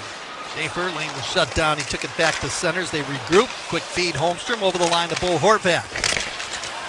Weaved it along the boards on a check by Sandin Pellikka. Now Raymond on the loose puck as the Islanders were changing on the go, and the Wings set it up inside their own end. And Ben Gerard led the Red Wings in ice time in that opening period. Both Simon Edmondson and Rich Sutter picked up minor penalties in the first period. 4-on-4 hockey for 10 seconds as Comfer circles in behind the New York Islander goal. Brings it back towards the blue line. Still handling the puck, and then had it tapped away, and he's got to retrieve it. Tony DeAngelo to chase him down, but Comfer's going to get there first in the Red Wing end. Penalized players are back on, Sider and Heineman, and both teams are at full strength. A.T. Comfer's an outstanding skater. We saw his speed right there, but so is Tony DeAngelo, the defenseman. Edmondson making his way in, took a chop at it, rolls into the corner. Bo Horvat steered it up the wing. Heineman out the center ice, will dump it to the side of Gibson. Gibson backhands it around the end boards for J.T. Comfer. Takes a look. Got it behind his own goal. Now gets the return feed. On the wings, Edmondson cuts out in front of John Gibson. Lines it out to Kane at center ice. He'll turn away from traffic. Bring it up across the Islander line. Floats it into the right corner. Mayfield after the puck with Larkin. Larkin trying to dig it away and sent around the near wing. Duclair handles it, now moves it ahead to Pajot. His backhand intercepted by DeBrincat. Tried to get away from Duclair. Now Lee picking it up, moves in, left circle with a shot. Gibson the save and the rebound, scooped up by Detroit. Long stretch pass. Raymond got it over the line on a breakaway, and Sorokin made the save. That was a great pass by DeBrincat. Now the Wings with a glorious opportunity from Raymond. Stopped. DeBrincat shot it off to the side of the goal. Now Larkin sends it to the goal mouth. Great opportunity, Paul, for the Red Wings. It really was. They had the right guy in the right spot that time with Lucas Raymond. Joel Larkin steals the puck away. Lots of pressure now. Wings playing better. But the Islanders will get it out. Anders Lee dumps it in. And Raymond to pick up the loose puck, move it quickly ahead to Danielson. Tried to feather it over, broken up, out the center. Now Danielson took it away from Horvat. Quick feed over the line. Here's Lucas Raymond on a long shift. He'll roll it around the boards. Danielson into the far corner to pick it up. He leaves it for Emmett Finney. Finney into the far corner, moves in behind the New York Islander goal, protecting the puck, still controls. Finney from the blue line in the slot, turns, fires. Sorokin with the glove save, and he will hang on to it in the blue paint area of the goal crease. The game-winning goal in the previous game, Emmett Finney, good shift by him. Hang on that puck, got out near the blue line in the offensive zone, circle back and let it go. And Ilya Sorokin, who just made the save of the game, the honors on that clear-cut breakaway by Lucas Raymond. Well, he was deep in the net that time when he made that save. I thought it was definitely going to win. Go ahead, Ken. Anytime Raymond has control of the puck and he's coming in like that, he can get that shot away quickly. We saw it against the Rangers, that shot he had on quick. And like you, Paul, I thought he was going to score. And he's versatile. He can do lots of different things. It's never the same move with Lucas or Raymond. He looks at the goaltender, sees what he's doing, and makes his play depending on that. But that was a big stop by Ilya Sorokin early in the second period. Night second period brought to you by the Jack Demmer Automotive Group. Jack Demmer Ford, Jack Demmer Lincoln. Discover the Demmer difference. Bounces into the far circle, a turnaround shot by Kopp, and it's sticked away by Sorokin. Fighting hard in that offensive zone. Now it's stolen as it's lifted ahead to Cizikas, and he'll scoot it up the left wing boards down the ice into the Red Wing end. And the other defenseman was clipped with a high stick on that chip by the Red Wings fourth line. Another quality chip by those guys. Now look out, the puck stolen in front. Bo Horvat scores on a wrist shot. He fired it in, Horvat, and it's 3-0 in favor of the Islanders. That's a tough goal to give up early in the second period. That's a big goal, but counted especially after some pressure by the Red Wings. Actually, that was Matt Barzal who fired that puck in, and he's not going to miss from there. The broken play by the Red Wings, and again, it just bounced back up in the slot, and Matthew Barzal was just coming down, and he's another guy that's actually had one bounced off a Red Wing player and changed the direction. That's what bothered John Gibson. Up high past his glove, and just like that, the Islanders have a 3-0 lead, and they can thank their goaltender Sorokin stopping Lucas Raymond on that clear-cut breakaway. Crowd really hasn't had much to cheer about. You hated to give up that third goal, and the Red Wings did. As Barzal scores, and it's 3-0 puck shot over the side glass into the crowd. Face-off coming up in the neutral zone out at center ice. You think back the last couple of years to Matthew Barzal, he just seemed like he was almost wasted by the Islanders. He'd be on the wing and just seemed like he didn't have much of his offensive game. He wasn't doing a whole lot. Statistically, he wasn't that good, but ever since they got Matthew Schaefer back on that blue line, he seems like a totally different looking forward. They're much deeper up front, and Jonathan Drouin, who played last year for Colorado Avalanche, has made a big difference as well in this Islander team. Shot taken by Barzal was about 17 out front, feet out in front of the net, and it got by the glove of John Gibson. But did bounce off a Red Wing player. That one did to change direction a whole lot, and it's difficult for the goaltender to make the save in that situation. Patrick Kane down low, scooped it up the wing, and now the Red Wings pick it up. 3-0 lead for the Islanders. From center ice, Adam Pelech to squeeze it in behind the Red Wing goal. Sider jammed it up the wing. Held in at the line by Pelech. Now goes into the corner with that puck. Adam Pelech sticks it to the blue line. Barzal swept it across. Long shot, D'Angelo, save made Gibson. And Comfort lays it to Rasmussen out to center ice, and he'll wheel the backhand in behind the Islander goal. Red Wings are changing on the go. Casey Cizikas will pick up an assist on that last goal by Barzal. He's part of their fourth line tonight. That fourth line has picked up 6 points collective as a group so far in the contest. 3-0 New York, and the Red Wings pick it up. Wings lost 7-2 their last meeting in New York against these Islanders. Good night for Detroit as the Red Wings now pick it up, and Sandy Pellica rolls it in behind the goal. The puck eluded Dylan Larkin. Now to brink it with a centering attempt. Wide open was Raymond trying to redirect it home, but he couldn't get a stick blade on it. Duclair now with a feed. Pajot to Anders Lee. His shot deflects off the stick of Larkin and out of play. Yeah, good defensive play by Dylan Larkin. Wings turn that puck over in the offensive zone. A good defensive play keeps the puck away from John Gibson in goal. Well, the Islanders are playing with lots of speed. They're a totally different team than we've seen the last couple of seasons. Matthew Barzal, he has 16 points now in 20 hockey games this season, and he is continuing to put up the numbers for the Islanders. Think about him, though. Last year was a strange year because he was injured and didn't really. He missed a lot of games. Otherwise, those point totals would have been better. He's one of the most talented players in the National Hockey. He's got that combination of great speed and a high skill set, but hasn't been good the last couple of years. But again, I think it was more of a system in the Islanders. Not many players at all have been thriving. Oh, here's a shot from the right circle. They make it 4-0. There's a pass from the left point, and Bo Horvat fires it in from the right face-off circle, and it's 4-0 Islanders. Just a bang-bang play, and Bo Horvat's having himself quite a season. Up to 14 goals on the season now for Bo Horvat. Maybe trying to find a spot in the Canadian Olympic team. They won the draw in the offensive zone. Paul Mary did that in a cross-ice pass. Defenseman to Bo Horvat. He one time it, this time he didn't. It missed up high into that top corner. And the Islanders now commanding 4-goal lead. Goal number 14 on the campaign for Bo Horvat. The Islanders now with 11 goals in 2 hockey games played against Detroit this year. So the Islanders scoring 2 in the first, 2 here in the second, lead the Red Wings 4-0.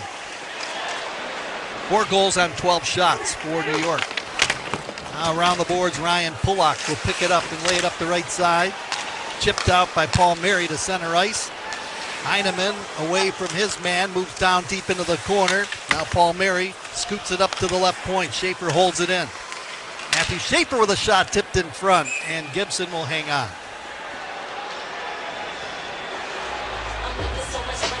And more pressure by the Islander defense forwards at time, working hard in the offensive zone. Schaefer let it to go. It sailed all the way through. He did make a good save. Gibson rebound was there for a second. He's got that big glove on top before the Islanders can get to it. The Red Wing forwards now got to get back on the attack. Take some pressure off the Red Wing defense. And goaltender John Gibson. Tonight's broadcast brought to you by Meijer. Meijer is the official grocer of the Detroit Red Wings radio network. Meijer brings more good to hometown hockey. When you think back to Vancouver Canucks, one time they had Bo Horvat, Elias Pettersson, he's still there with the Vancouver Canucks. JT Miller, he now plays for the New York Rangers. They were extremely deep down the middle, and now they're looking for center iceman, Vancouver. From the face-off, here is Cizikas moving into the corner. Ritchie tapped it up the left side, broken up. Rasmussen out the center. Now quick feed over the line. Patrick Kane put on the break, shoots the puck. That's blocked, and the puck comes out to center ice, and it was blocked right there by Adam Boquist. Hopper trying to get it up across the line, and the puck is deflected off the stick of Cizikas and into the Islander players' bench along the far wing.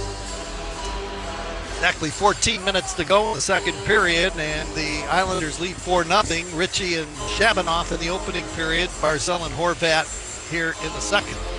And Ryan Pulock and Heineman will pick up the assist on Bo Horvat's 13th goal of the season.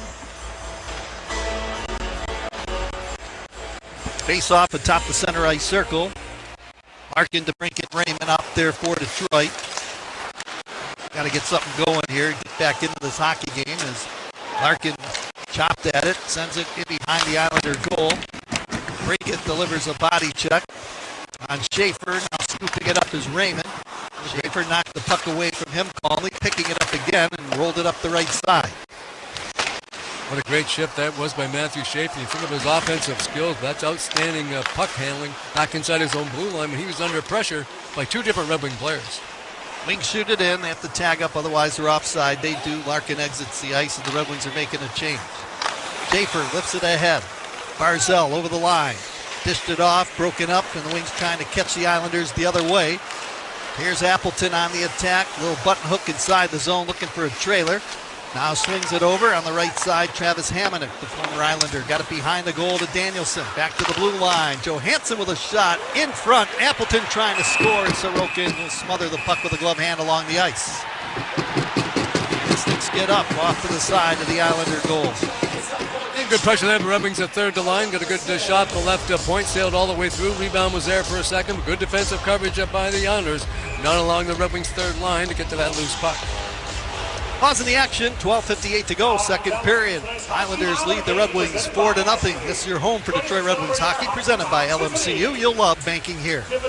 I'm so over boring game day food. Little Caesars Deal Deer here. Order slices and sticks for only $6.99. Whoa, I get 4 slices of pepperoni pizza and Italian cheese sticks? Yep. So, what's my reward for showing you this rad deal? There's a patch of grass you can chew on in my backyard.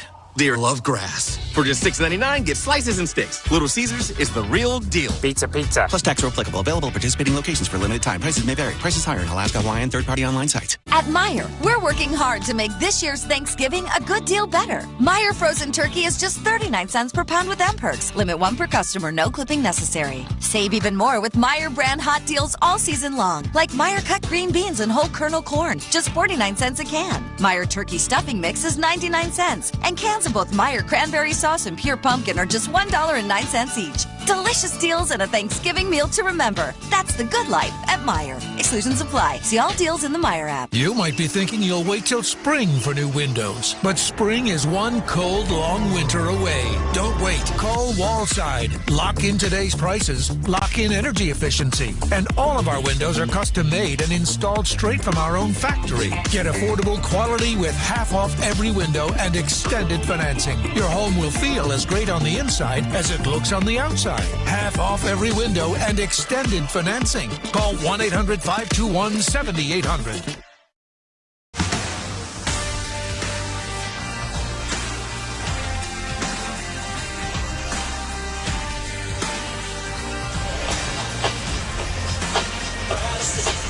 Fans, bring the noise. Little Caesars Arena, back-to-back Detroit matchups. Your Red Wings taking on the Islanders December 16th and the Mammoths on December the 17th. Want to see you here at Little Caesars Arena. Score your tickets now at DetroitRedWings.com/tickets. All the Islanders in this one thus far as we approach the halfway point of the hockey game. 4-0 lead for New York. Ritchie and Shabanoff in the first period. Barzal and Horvat here in the second. Wings with just 8 shots on goal in the game. Long shot wide of the goal, screen shot by Johansson, ends up along the right corner boards, and Van Riemsdyk picking it up. Moving into the corner, knocked his man around. That was Adam Pelech still fighting for it. Now the Islanders scoop it up. Tony DeAngelo lifting it out to Lee at center ice. Rolls it over the line to Duclair, who charges into the corner. Back in behind the goal, Pajot with a centering feed, broken up by Johansson. Now to the line, DeAngelo with a shot, kick pad save Gibson, rebound high slot. Casper now to Van Riemsdyk, who will pitch it into the far corner from center ice in the New York end. Good job of forechecking Gressman and getting the puck back to the defenseman to create some scoring a chance. That was a good pad save by John Gibson. He's allowed 4 goals and 15 shots. We'll make that 8 shots. Now Seider shoots it in on goal. Sorokin the save. To brink it on the rebound to Patrick Kane. Kane shoots the puck through traffic. Knocked down out in front. Now into the corner. Scooped up by Adam Boqvist. Kane delivers a hit on him, but he bounced off of that check. Boqvist did. Moved it out to center ice. And now picking it off is Seider to take it and now pitch it deeply into his own zone. And Edvinsson lays it over the blue line. Little drop feed. Here's Kane moving down low. Fanned on the shot as he tried to go upstairs with a wrister. More pressure now on the Red Wings. Patrick Kane to bring it out there on the ice at the same time. It hasn't happened quite some time. Simon Evans did a good job of pinching down along the board to keep the pressure on the Islanders. Kane digs it loose and behind the Islander goal. Now right circle to brink it with a wrist shot. Sorokin with the blocker save. Stumbling a little bit but holding it in. Edvinsson, his wrister wide of the goal. Now Kane dumped it down low to JT Comfort. Backhands it to the line. Sandin Pellikka to Edvinsson, shoots the puck, tip, Sorokin the save, and just clearing it all the way down the ice. That is Adam Boqvist, and this will be an icing call charged against the Islanders. Best pressure the Red Wings have had so far in the hockey game. Billy Sorokin's been solid in the goal. He's made probably 3 or 4 quality saves, probably the best with that clear-cut breakaway by Lucas Raymond in this second period.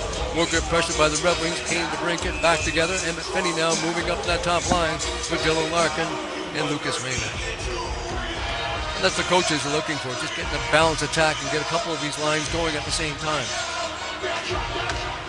Sorokin always has been a pretty solid goaltender for the New York Islanders. It's Semyon Varlamov out there, 4th lines back out there for the Islanders. They've got 6 points as a group. Shabanoff dumped, and now the Islanders are sweeping in behind the Red Wing goal, and picking it up is Sandin Pellikka for Detroit, rolling it out to center. Raymond deflects it to the front of the Islander goal. Sorokin taps it into the corner. Back to the blue line. Here's Ben Sherratt with a shot, and he fired it wide off the glass. Sandin Pellikka steers that puck into the corner. Got too much lift under it. Went out of play, and a whistle in the face-off coming up in the Islander zone. 13 goals for Bo Horvat so far this season. How about Morgan Geekie, the Boston Bruins? coming out of nowhere, has got 14 goals. He's tied with Nathan McKinnon for first right now in the National Hockey League. And Leon Draisaitl, who quietly with the Oilers, has 14 as well. The Oilers got to find some wins here. They're not a 500 hockey team, as we've got a whistle in the face-off again coming up in that New York Islander end. But I think if you look back the last couple of years, it was the exact same situation. Just Chris Knobloch and the Oilers just don't really get to going to the second half of the season, and they turn it on, and a very, very dangerous team in the playoffs. They've done the Stanley Cup Finals now for 2 consecutive years. Ryan Nugent-Hopkins is out with injury. That is a big loss for the Oilers. Larkin waved out of the circle, so trying to take the draw and winning it is Finney. Got it back on the line. Sandin Pellikka, now a shot by Raymond. That one blocked. And the Wings now had it knocked away and over the blue line. Sandin Pellikka tied up his man. Barzal scooping it back to the blue line. Pulak, not a Schaefer. Spins away from Lucas Raymond. Moves it in around the end boards as the Islanders go after it in the corner. Takes a lot of confidence to make that little play. A spin around in the offensive zone by Matthew Schaefer. Now Finney tapping it ahead to Larkin. Racing out the center for Detroit. In over the Islander line to Lucas Raymond. Shoots the puck from long range, and Sorokin the save. It's an easy save, Ilya Sorokin, in a 2-on-2 situation. So we got a whistle and a pause in the action. Halfway through the hockey game, 9:53 to go in the second period. Islanders lead the Red Wings 4-0. This is your home for Detroit Red Wings hockey, presented by LMCU. You'll love banking here. So here's the thing about Sheetz. We're not just another gas station or convenience store. We're family owned. Been that way since 1952. And when we open our doors, we're bringing more than food and fuel. We're bringing jobs, clean, safe rest stops, a place for early risers, night owls, and everybody in between. From your morning coffee to your midnight cravings, we got you. All day, every day. Come through and say hi. We'll be here cranking out sandwiches and snacks like it's our job. Because, you know, it is. Sheetz. Now open, always here. Why the Sheetz not? If you're looking for a meaningful career with lots of room to grow, both professionally and personally, consider UWM. We're one of the largest companies in Michigan, big enough to offer impactful roles in a wide range of specialties. But you'll also find a community of fellow team members ready to welcome, train, and support you. So no matter what stage you're at in your career, you'll find your fit at UWM. Check out UWMcareers.com and apply today. Dearborn brand products are a taste of tradition, supporting the Wings because nobody represents tradition better in sports. Hockey season and the holidays are the best with the torch glazed spiral ham. Available all over Metro Detroit and at our Dearborn and Roseville factory outlets. While there, pick up some of our famous kielbasa, smoked, fresh, and holiday. Visit DearbornBrand.com for locations near you. Find ham, sausage, hot dogs, and snacks. Heading north this fall? Don't forget about our extensive line of snack sticks and jerky. Start the hunt off on Target at DearbornBrand.com. Here at Little Caesars Arena, the Islanders lead the Red Wings 4-0. Scored twice in the first, twice early here in the second. And now the Red Wings with a face-off to the left of Ilya Sorokin. He's just stopped all 12 Red Wings shots. The Islanders have 4 goals on 15 shots in the game. Puck sent across after the Wings won the draw. Here is Johansson to move it into the corner. Mayfield covered along the boards by Michael Rasmussen. A smart play off the face-off by Nathan Dennison. The stick was tied up. He used his skate. He tried to kick it to a teammate. They kept the puck inside the blue line, but the Islanders quickly break it out. Now Paul Mary makes his way into the corner. Rubbed in along the boards by Travis Hamonic. Puck sticked into the corner and sweeping in there and playing it into the corner. Danielson, now it's taken away and into the high slot, broken up, and the Wings come back out to center. Rasmussen 3-on-2 over the Islander line. Will pitch it into the corner. Mayfield covers on his man. Now a centering attempt from behind the goal. Right there by the player Appleton, broken up. And now lifting it, Bo Horvat out to center ice. Paul Palmer made a big mistake back inside that Red Wing blue line. Unfortunately, the Wings could not take advantage of that. Snyder shot it in, but got too much lift under it and shot it into the protective netting into the near corner in the Islander end. Top plus-minus players in the NHL, Nathan McKinnon, the Colorado Avalanche, leads at +19. His line mate, Yuri Lehkonen, at +17. Kale McCarr, the defenseman on the Avalanche, he's +17 as well. Win a season for him. And Martin Necas used to play for Carolina, +16. The top 4 plus-minus in the NHL all play for Colorado. Hey, look at that goal differential, and it's really positive news for the Avalanche. Scott Wedgwood is not a household name in the goal. He's been the best goaltender so far of the season in National Hockey. Got to give that franchise lots of credit. Here's Sider in the slot with a shot. Sorokin made the save as he moved from his left to his right. That shot came from the slot. Now another shot by Sider. Sorokin the save, and the goaltender Sorokin lost his stick. It's in the far corner. Islanders pick it off though. Sider knocked it down. And here is Van Riemsdyk scooting it over on the left side. Edmondson back to Van Riemsdyk. Sorokin again, no goal stick. Puck shot wide of the goal, and now the play is whistled down. They're saying it was knocked down with a high stick. It was, and that's a mistake by the Red Wings. We got the goaltender but no stick. He had lots of pressure. It was the fourth line that actually did it, but a good job that time by the Islanders defending when Sorokin had no stick, and the Wings just could not take advantage. The Red Wings have not had a power play in the hockey game. The Islanders have had two, but all of their goals of the even strength variety tonight. Well, I respect that Red Wing a power play. They don't want to give them any opportunities. They've had lots of discipline in this first 30 minutes. 4-0 lead for New York. Ritchie and Shabanoff in the first period. Barzal and Horvat here in the second. Here's Schaefer, lifting it high into the air to the Detroit blue line, gloved by Sandin Pellikka out to center ice.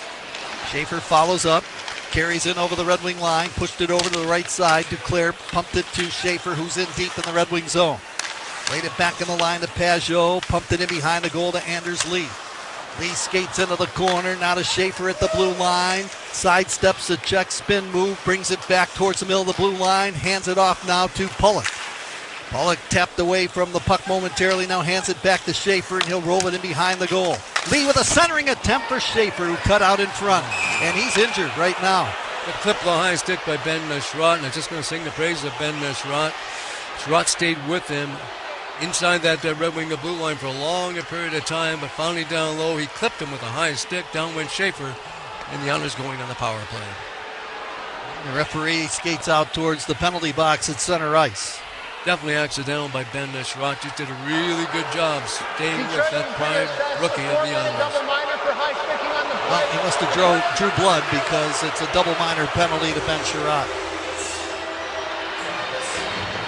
Well, the Islanders got a big lead right there now, and a long power play, as Ken described, with 7:33 left in the second period. So rubbing at penalty killers have got to do the job now to some will outkeep their team in the game. Double minor for hard sticking to Ben Sherratt, and the Red Wing power play hasn't been out there all game long, but the penalty killers have. And penalty kill coming up, brought to you by Corewell Health. No matter the challenge, the response is always the same. We can. The New York Islander power play not that good, 27th in the NHL, just 10 power play goals.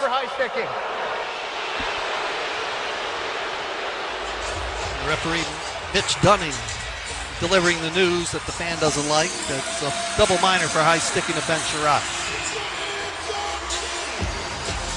A big face-off coming up. JT Compher's going to take it for Detroit. Bo Horvat scored a goal. He's got 13. He'll take it for the Islanders.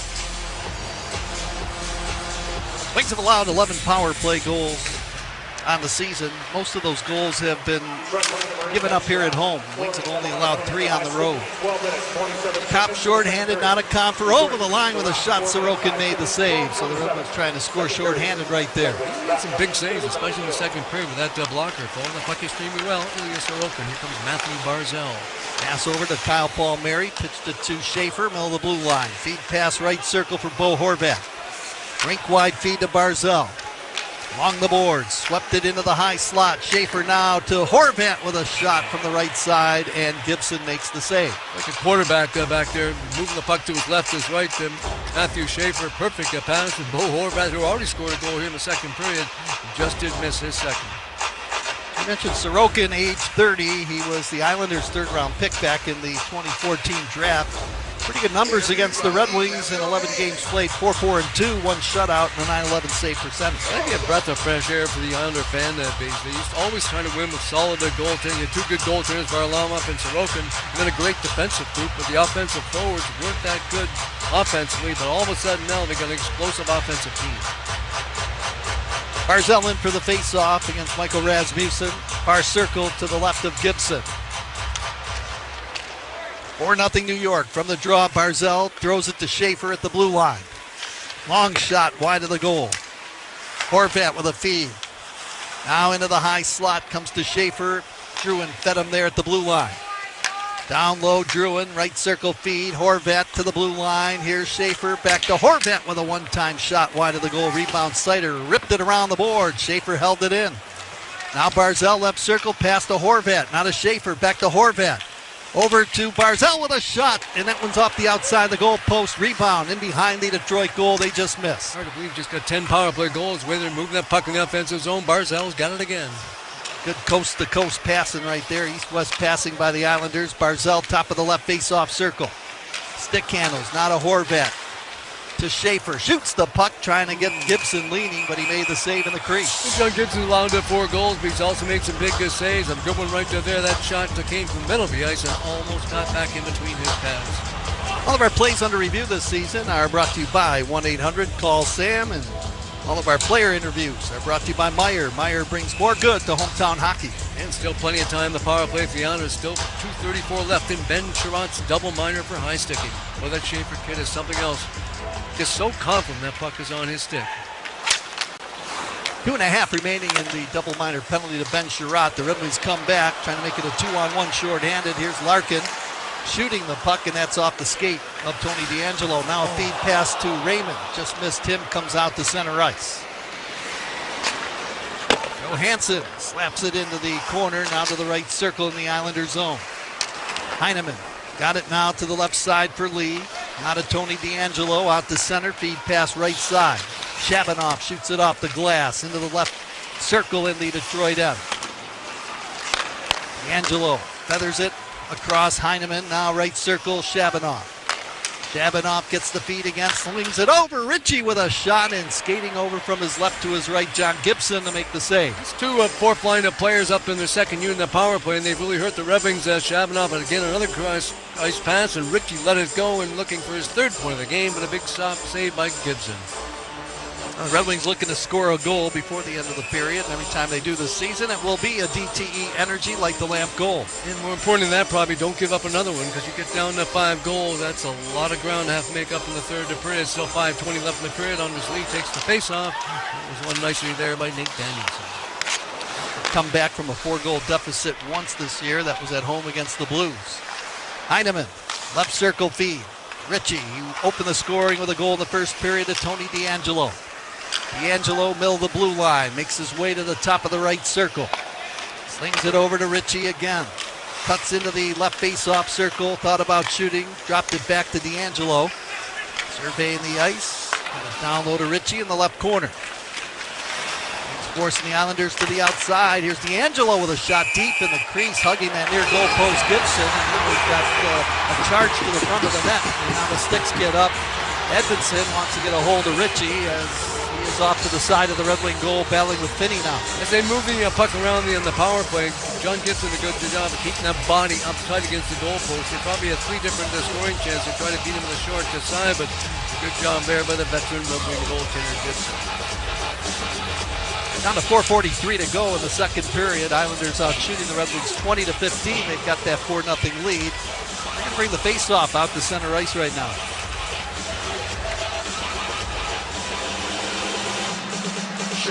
Islander players then got involved. They got involved in that scrum, and once you do that, the referees can say they don't want you in there, so it is break into something a little bit more physical. The face-off comes outside the blue line. They'll take the pressure off the Red Wing penalty killers, but still, a minute 11 seconds left in the penalty to Sherratt.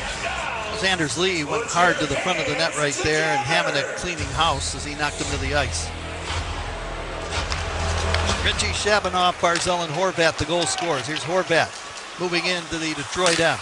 Swings it in front, a backhand try from in close. Knocked away by Gibson. That was Palmieri trying to score. Schaefer, now to Barzell. Matthew Barzell, top of the left face-off circle, spins away from a check of Comfer. Throws it back on the line. Schaefer stick handles with the puck. Now shoots, blocked in front by Johansson. Rebound, picked off by Kopp, and he clears the zone. Look at great judgment, Matthew Schaefer. That's probably his first mistake he's made in the offensive zone all night long. He's been outstanding, and here he comes again. Pass to Horvat. Into the circle to the line. Kyle Palmieri to Barzell. Matthew Barzell, left face-off circle. Little shoulder fake. Got it back on the line. Palmieri, right circle feed. Bo Horvat. In front, tipped wide of the goal. Sider knocked his man down, the loose puck into the corner, and now scooping it up for Detroit, Rasmussen. 2 Islander players are down as Kopp will pick it up, but he didn't clear it out. Tripped up is Barzell, but the play continues. Maybe the Red Wings got away with one right there. Right circle, here's a shot by Schaefer wide of the goal. Centering attempt to the blue line. Pullock moving in, shoots the puck through traffic. That one ends up in the corner. The Red Wings dodge the bullet as they kill off the double minor penalty to Ben Sherratt. Got to give the penalty killers credit, and John and Gibson, they kept themselves in the game, killing off that double minor late in the second period. 3:15 to go in the second period. 4-0 lead for the Islanders. Here's Pajot in second period. Ritchie and Shabanoff scoring in the first. Barzell and Horvat pretty quick in the second. And they lead the Red Wings 4-0, despite the fact the Red Wings are now out shooting the Islanders 24-21 in the game. I thought that would actually be advantage for the Red Wings. I didn't think that fourth line would be able to handle Detroit, but I've been dead wrong about that one. Ritchie's looked outstanding. He's got 2 points. Shabanoff's got 2 as well. In case Zizekas, the veteran center iceman, he switched to the wing. He's been good. Wings dump it back in and try and get some pressure again on that Islander defense. Ritchie bumped it to the line, not outsider with a shot, and that hit Zizekas and now got away from Edvinsson out to center ice. Diving block, great defensive play by Casey Zizekas. Another dump in by the Red Wings. They're much more aggressive in the forecheck here in the third period. Sider at center ice rolls it now to the near side for Edvinsson. He'll steer that puck down into the corner in the New York Islanders zone. Shabanoff will flip it off the stick of Zizekas out to center ice. Sider knocked it away from Zizekas to Kopp. Zizekas stole the puck. Shabanoff over the blue line, cuts inside, moves in with a backhand and scores. And the Red Wings turn that one over at center ice, resulted in a goal. That's Shabanoff's second of the game, and it's now 5-0 Islanders. You know, it all starts with Casey Zizekas. Just a couple of great plays by Casey Zizekas, defensively diving in front, as Ken mentioned, blocked the shot. And then another good play in the neutral zone. What an effort by him. He gave it off to Shabanoff, and Shabanoff took care of business. What a powerful rush. Just one of the smaller players in the NHL, went to the backhand, the deep, and flipped it by John Gibson. 5-0 lead for the New York Islanders. Yeah, I just don't understand why the Red Wings wanted to play that puck towards their own blue line. I mean, that's when it was picked off, and Shabanoff made a good play, and it ends up in the back of the Red Wings net. 5-0 Islanders. Kane up across the line, moves it into the slot, and broken up. And Kyle Palmieri to lift it out to Horvat at center ice. Now to Palmieri. And he took it in over the blue line, delayed offside, but the Islanders tag up. And when the Islanders get to healthy, completely healthy, get Romanoff back in that blue line with their team. They're going to be one of the better teams in the Metropolitan Division. Shabanoff's played a good game for the New York Islanders here tonight. Got a 5-0 lead, and now it's Palmieri. Pushing and shoving at Kyle Palmieri. The linesman trying to separate them. The referee, some reason, standing back and just watching, put the linesman in a bad spot. Brinket and Kyle Palmieri as they make their way into their respective benches. Holmstrom after the loose puck in the Red Wing zone, tied up by Axel Sandin Pelican. One thing you notice about them is just a higher skill level now with New York Islanders, and they play with a lot more speed as well. Dylan Larkin on the loose puck, sends it across to Sandin Pelican, drives it into the New York Islanders zone. A great play by Casey Zizekas, one of the better defensive shifts I've seen all season long. The Islanders now have scored 12 goals in 2 games against the Red Wings. Wings have scored just 2 in the 2 matchups so far this year. Pellick picking it up in the corner, rolls it to Tony DeAngelo. Steered it up the right wing, out to center Duclair, hands it off. Pajot over the Red Wing line to pump it into the corner, going in after it. Now Danielson steals for Detroit. Laid it around the boards to Hamonic in the far corner. Now an outlet feed comes to Johansson, out to center ice Rasmussen. Up across the line, makes his way around Boquist, circles in behind the Islander goal. Still controls for Detroit. Got it back in the left point, Sherratt, long shot, Sorokin down, loose puck out in front, cleared away by the Islander defense. Duclair tied up along the near wing. That puck is dug free, got to the blue line, Ben Sherratt. Penalty coming up right now to the Islanders, and it'll be the first power play of the game for Detroit. And now look out after the play. Appleton's going after Mayfield. Be careful now. Don't want to pick up another offsetting minor penalty. Wings are going to go on the power play. Lots of pushing and shoving. Ben Sherratt now involved. Sherratt just knocked down Pajot.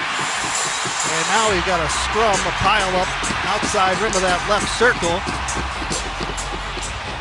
Somebody was grabbing at Sherratt's face mask. He didn't like it, and then he just landed a punch on Pajot, took him down. He's on his way to the Red Wing bench right now. That's not a good sign. He's having words of a player on the Red Wing on the Islander bench. Still battling. Ben Sherratt got his glove in the face mask of one of the Islander players, and then Sherratt just threw a right hand, and he was cleaning house right there. Well, the Wings are going to have the power play. The Islanders are picking up the original Piner penalty, but I think that's going to be evened out right there now. The Red Wings have not had a power play in this hockey game, and the referees, Mitch Dunn and Garrett Rank, making their way over to the penalty box, and they're going to try and sort this out right now. You're right, Paul. The original penalty going to the Islanders. Out of town, the Maple Leafs and the Columbus Blue Jackets is now a 2-2 tie. That game's in Toronto tonight. The St. Louis Blues, desperate for victories, have a 2-2 tie going with the Philadelphia Flyers. Flyers got off to a great start. They've been slumping as of late, and the Florida Panthers, somehow with all those injuries, keep it rolling. A wonderful lead against the New Jersey Devils.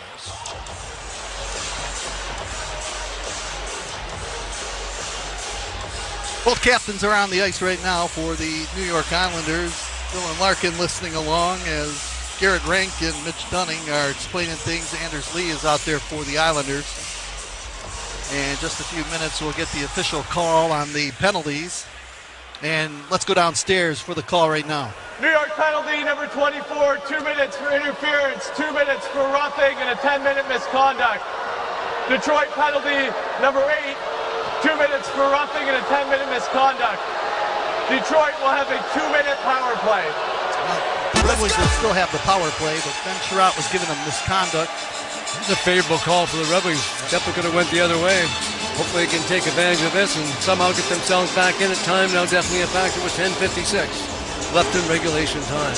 Red Wing power play brought to you by Carbless, their first of the night, the preferred ready-to-drink canned cocktail of your Detroit Red Wings. Face-off coming up in front of the penalty box over the blue line. You got Larkin, DeBrincat, Raymond up front. Sandy Pellica and Patrick Kane are handling the points.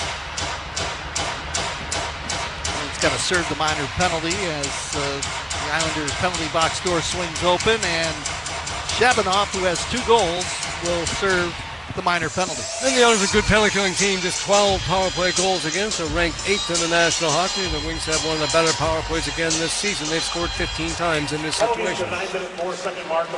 Shabanoff with 2 goals, and he's got the lone goal here in the third period to give the Islanders that 5-0 lead. He's got a 3-point game they're going. Wings bring it ahead out of their own zone, looking to try and dent the armor of the goaltender Sorokin. Kane drops it back. Pass over to Raymond, right face-off circle. Now to Sandin Pellica, over to Kane along the outside rim left circle. Into the high slot. Sandin Pellica shoots, that's blocked. Holmstrom after the puck finds the opening and drills it all the way down the ice. And they had Semyon Varlamov as one of the better goaltending tandems in the National Hockey League. Sorokin and Varlamov, both Russian-born goaltenders. David Riddick is the backup goaltender. Larkin overskated the puck, stops quickly, now heads out to center ice for Detroit and rifles it around the glass, far corner in the Islanders zone. Schaefer, first man to the puck. He's tied up along the boards by Larkin and Kane. Kane dug it loose out of the corner. Sends it across to DeBrincat with a shot, and that one may have been off the glove of Sorokin and over the crossbar into the corner. Schaefer pins that puck in along the boards. Wings trying to dig it free. That is Raymond pushing it to Larkin into the slot to Kane, and he lost it. Palmieri comes back short-handed, 1 man back. Over the line, pass over, right side to Horvat. And then he centered it, hit the pad of Gibson deep in the crease. They lead the NHL with 5 short-handed goals so far this season. An odd man rush there. Have some great pressure by the Red Wings. That's the thing about Matthew Schaefer, too. It's just not the offense and being on the point in the power play. He's out there in a penalty-killing situation. Ferocious defense by him down low. Seconds to go on the Red Wing power play. Not what's happening as the Islanders trying to clear it out. Now it's jammed into the corner. Finney with a pass in the slot, moving in. A wrist shot fired wide of the goal by Danielson. Danielson had a breakaway in this period as well, and he's had some hard luck. And now out to center ice. Holmstrom stick handles over the Red Wing line. shooting the puck towards the side of the net. Gibson the save. Penalty is over. Islanders are at full strength. The Islanders kill off that Red Wing power play, and they've got a 5-0 lead with 8:40 to play in regulation. 27 shots in the game for Detroit, 23 for New York. Wings attacking right to left. Feed pass off the stick of Comfer into the corner, going after Ryan Pulock. Swings it around the board. Schaefer in deep, trying to jam it away from Appleton. Appleton on the second effort, rolled it up the wing, comes back in the line to Johansson. Left point, shot it way wide of the goal. Cizikas chipped it out to center ice. 2-on-1 the other way. Shabanoff in over the line, moving in. Toe drags the puck and sliding along the ice to knock it away, Johansson. It's a great defensive play by Johansson. If he gets that puck past Johansson's stick, maybe a chance for the hat trick. Shabanoff, he's been a big factor tonight for the Islanders. 8 minutes to go in regulation. 5-0 lead for the Islanders. Shabanoff backhands it out to the Detroit blue line. Hustling after it. Here's a quick snapper by Druin, and Gibson made the save. Rebound up the wing. Skates to Brinkett. Cross ice feed off the skate of Casper. Into the corner of the Islanders zone. He's met with a body check from Tony DeAngelo. Druin tapping it ahead to center ice. Holmstrom with a feed. Barzell in over the Red Wing line on Sider. Ripped it around the end boards into the right corner. Edvinsson didn't clear it out. Pulock holds it in. Hands it off to Druin. Schaefer, not a Pulock to Druin with a one-time shot, and he whistled it wide of the Detroit goal. The rebound out to center ice. We've got it again. Matthew Schaefer right back on the attack. Yeah, one of the better teams I've seen play against Detroit all season long. 7:10 to go in the hockey game. It's a commanding 5-0 lead for the Islanders. Racing out to center, now backhanding that puck into the corner. Sandy Pellica in the Islanders zone. Now they jam for it along the wing. Kyle Palmieri tied up by Finney. Pass comes across along the far side, out to center, and Schaefer's knocked down from behind. It rolls to the Red Wing blue line. Johansson's pass eluded Larkin. Down the ice it goes, and icing is called against Detroit. Well, coming up on Saturday afternoon, it's the final game of this 3-game homestand. Hope you can join us for matinee hockey as the Columbus Blue Jackets come to Hockeytown. We'll be on the air at 12:45 for all the action. And the Blue Jackets have 22 points on the season. They've dropped down to 6th spot in that Metropolitan Division, but still a couple games above 500. It's a pretty good team. Got a -3 goal differential out of town tonight. The Washington Capitals on the road, a 5-4 lead against the slumping Montreal Canadiens. That game in Montreal. The Red Wings, no matter what happens here tonight, they'll still remain in first place in the Atlantic Division. Not the game the Red Wings wanted to play against this New York Islander team. Red Wings had 2 wins in a row and points in their last 4 games coming into tonight's contest. Got to give the Islanders credit, though. Just an outstanding job. Larkin with a feed over the blue line, turning with it, and backhanding it Appleton in the corner. In led by the goaltender, Semyon Varlamov. He's been outstanding in that fourth line. Has really caused some problems, some damage against Detroit. Pass comes out to the Islander bench. They're in the middle of a change, and that puck entered the door that was open on the Islander bench, and therefore the whistle. So we've got a timeout, 6:02 to go in the third period. All New York, they've got a 5-0 lead over the Red Wings. We'll be back with more in a moment. This is the Detroit Red Wings Radio Network, presented by LMCU. You'll love banking here. Red Wings fans, get in the game at Dunham Sports to find great savings in every aisle. Since 1937, Dunham's has been bringing Red Wing fans the best values on the brand name sporting goods you want. Dunham's has your favorite brands like Under Armour, Adidas, Champion, Carhartt, Titleist, Bauer, Spalding, Warrior, Nordic Track, and many more at prices that are hard to beat. Get in the game and save at any of the 70 Michigan Dunham Sports locations. In every home, someone is always too cold or too warm. What's the temperature in here? I'll just... And then there's someone who's trying to save money. Step away from the thermostat. Well, DTE wants to help with both. Seal air leaks, add insulation, and change filters regularly to save up to $200 a year. And stay comfortable, too. Ah, warm and cozy. Get more tips at dteenergy.com/saveenergy. DTE. Since 1927, Gallagher has been serving the communities where we live and work. We partner with businesses of every size to provide insurance, risk management, and benefit solutions that prepare them for what's next. Whether you are on Main Street or across the globe, we're ready to help you take on any challenge. As a proud partner of the Detroit Red Wings, we bring that same commitment to Detroit and all of Michigan. Dedicated to partnering with you to face the future with confidence. Learn more at ajg.com. Gallagher, your trusted insurance broker and people strategy partner. Hey,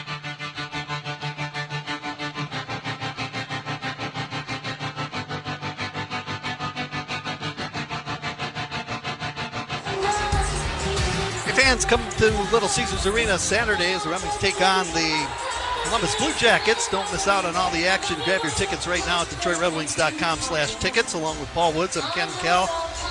The Islanders have scored twice in the first, twice in the second, have a goal here in the third, and have that 5-0 lead over the Red Wings. 6:02 to go in regulation. They've got 69 goals scored now. That's near the top in the Metropolitan Division. The team is the Carolina Hurricanes, who have 73, so much improved offensively, the Islanders. Well, the Red Wings were even as far as the goal differential coming into the hockey game tonight. Now they're going to be -5 going into that game against the Columbus Blue Jackets. And the other thing about Detroit, too, you've got to get that 5-on-5 play. And that's the one number that stands out there. There's still -8 before tonight's game in 5-on-5 situations. The Islanders have scored all their goals in 5-on-5 situations against Detroit tonight. That number goes to -13, and that's got to head in the opposite direction. Here's Barzal, a little shoulder fake, lost the handle of the puck. Johansson on his backhand, turns away from Holmstrom. Holmstrom not giving up an inch. Barzal in there trying to tap the puck away, but it's played ahead by Casper and out to center ice to the Islander blue line. Van Riemsdyk hustles after the puck. Sorokin to play it around the boards. Good play by Ilya Sorokin. He's been the difference maker in this hockey game. Up over the line, Holmstrom slowed up. Wings come back. Marco Casper out to center. Pushed it over the line to Van Riemsdyk. Now tipped by Casper to the front of the goal. Heads up glove save by Ilya Sorokin. Exactly. He's made a lot of those saves as well to get his team out of trouble. The Wings had forechecking pressure. Maybe could cause some problems, get something done, but easy save by Sorokin. He's been very good all night long. Every time the Red Wings score a goal this season, it will be a DTE Energy Light the Lamp goal. We got our final timeout of the hockey game. 4:49 to go in the third period. Islanders lead the Red Wings 5-0. This is your home for Detroit Red Wings hockey, presented by LMCU. You'll love banking here. I'm Lions head coach Dan Campbell. When you're injured in an accident, you want respect. How do you get the respect and money you deserve? Call Sam. You need lawyers that get respect, and your lawyer needs to respect you, your case, and your family. That's why you need to call Sam. Get the experience, the resources, and the results that everyone respects. Get the Bernstein advantage. Get respect. Call Sam today. People can't have access to quality medical care without affordable health insurance. At Blue Cross Blue Shield of Michigan, we understand increasing health insurance costs are becoming more of a strain on the budgets of the businesses and people we serve. Affordability matters. It affects real families, real decisions, and real care. That's why at Blue Cross, we're dedicated to finding solutions. To learn about this critical issue and our efforts to make healthcare affordable for all, visit mibluedaily.com/affordability today. At Rocket, we believe everyone deserves their shot at the American dream. So if you're feeling locked out of home ownership, we're here to give you back the keys. We're opening doors, breaking down walls, and doing everything we can to turn renters into owners. And we're not going to stop until we help everyone home. To find out more, visit rocket.com. Rocket, own the dream.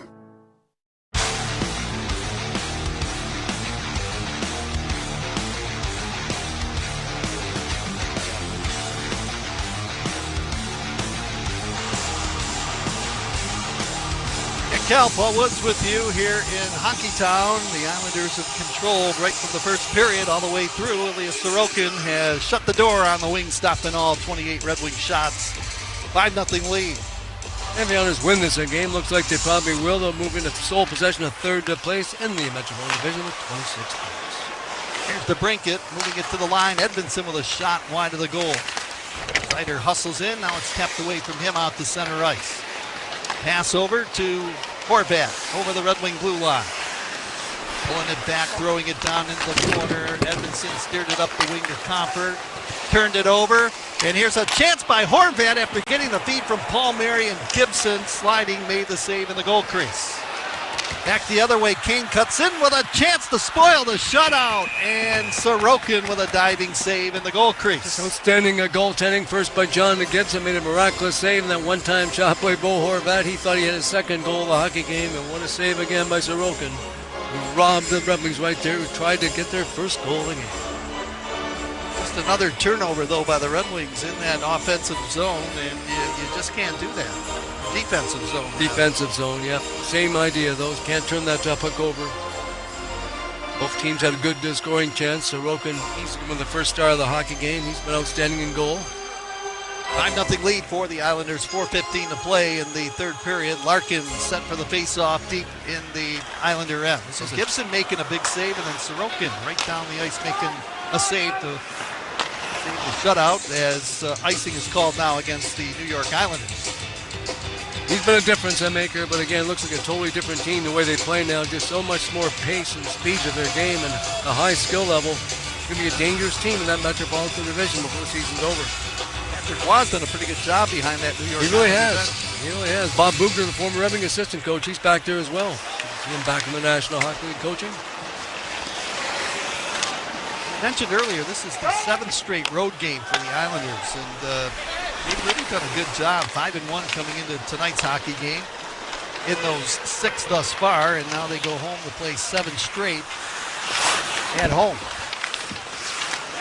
Puck is in the corner in the New York zone. Islanders tap it ahead. Pajot out to center ice. This big crowd has left the hockey game with the Islanders with a 5-0 lead.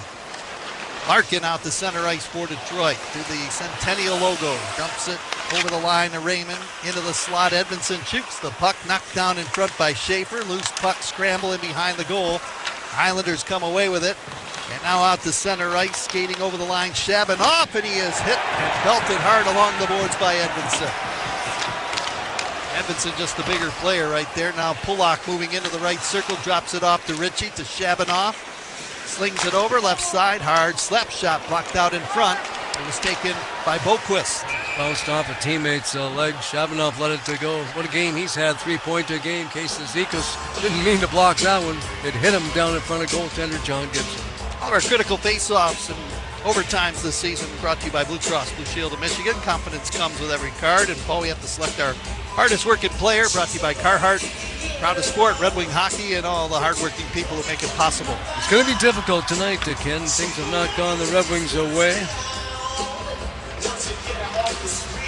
I think I'd probably have to go with Ritz Sider and maybe Dylan Larkin. I think will tie for it. Either one of them.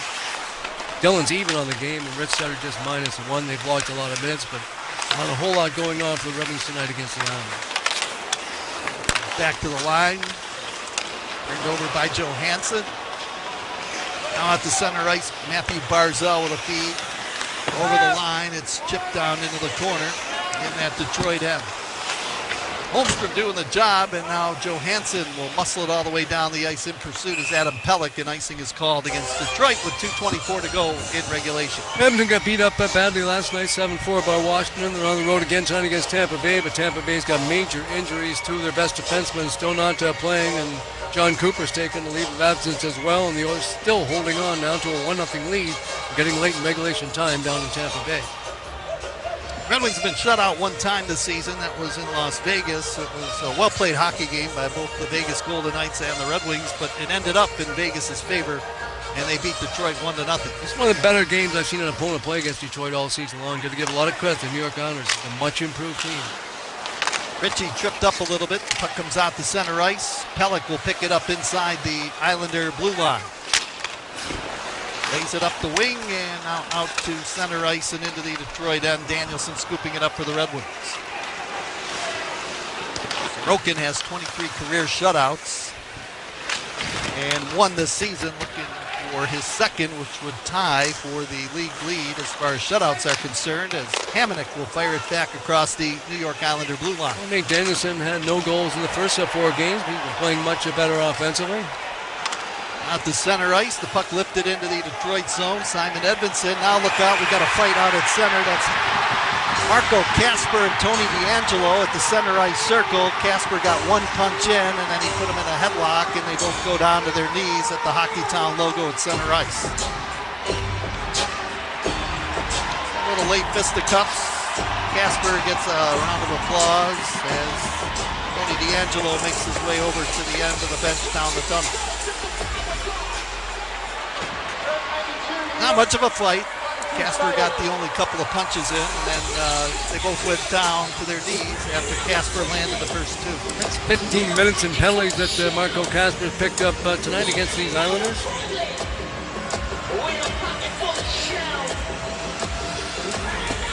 So on the face-off, we'll move to the left of John Gibson with 1:39 to go in the third period.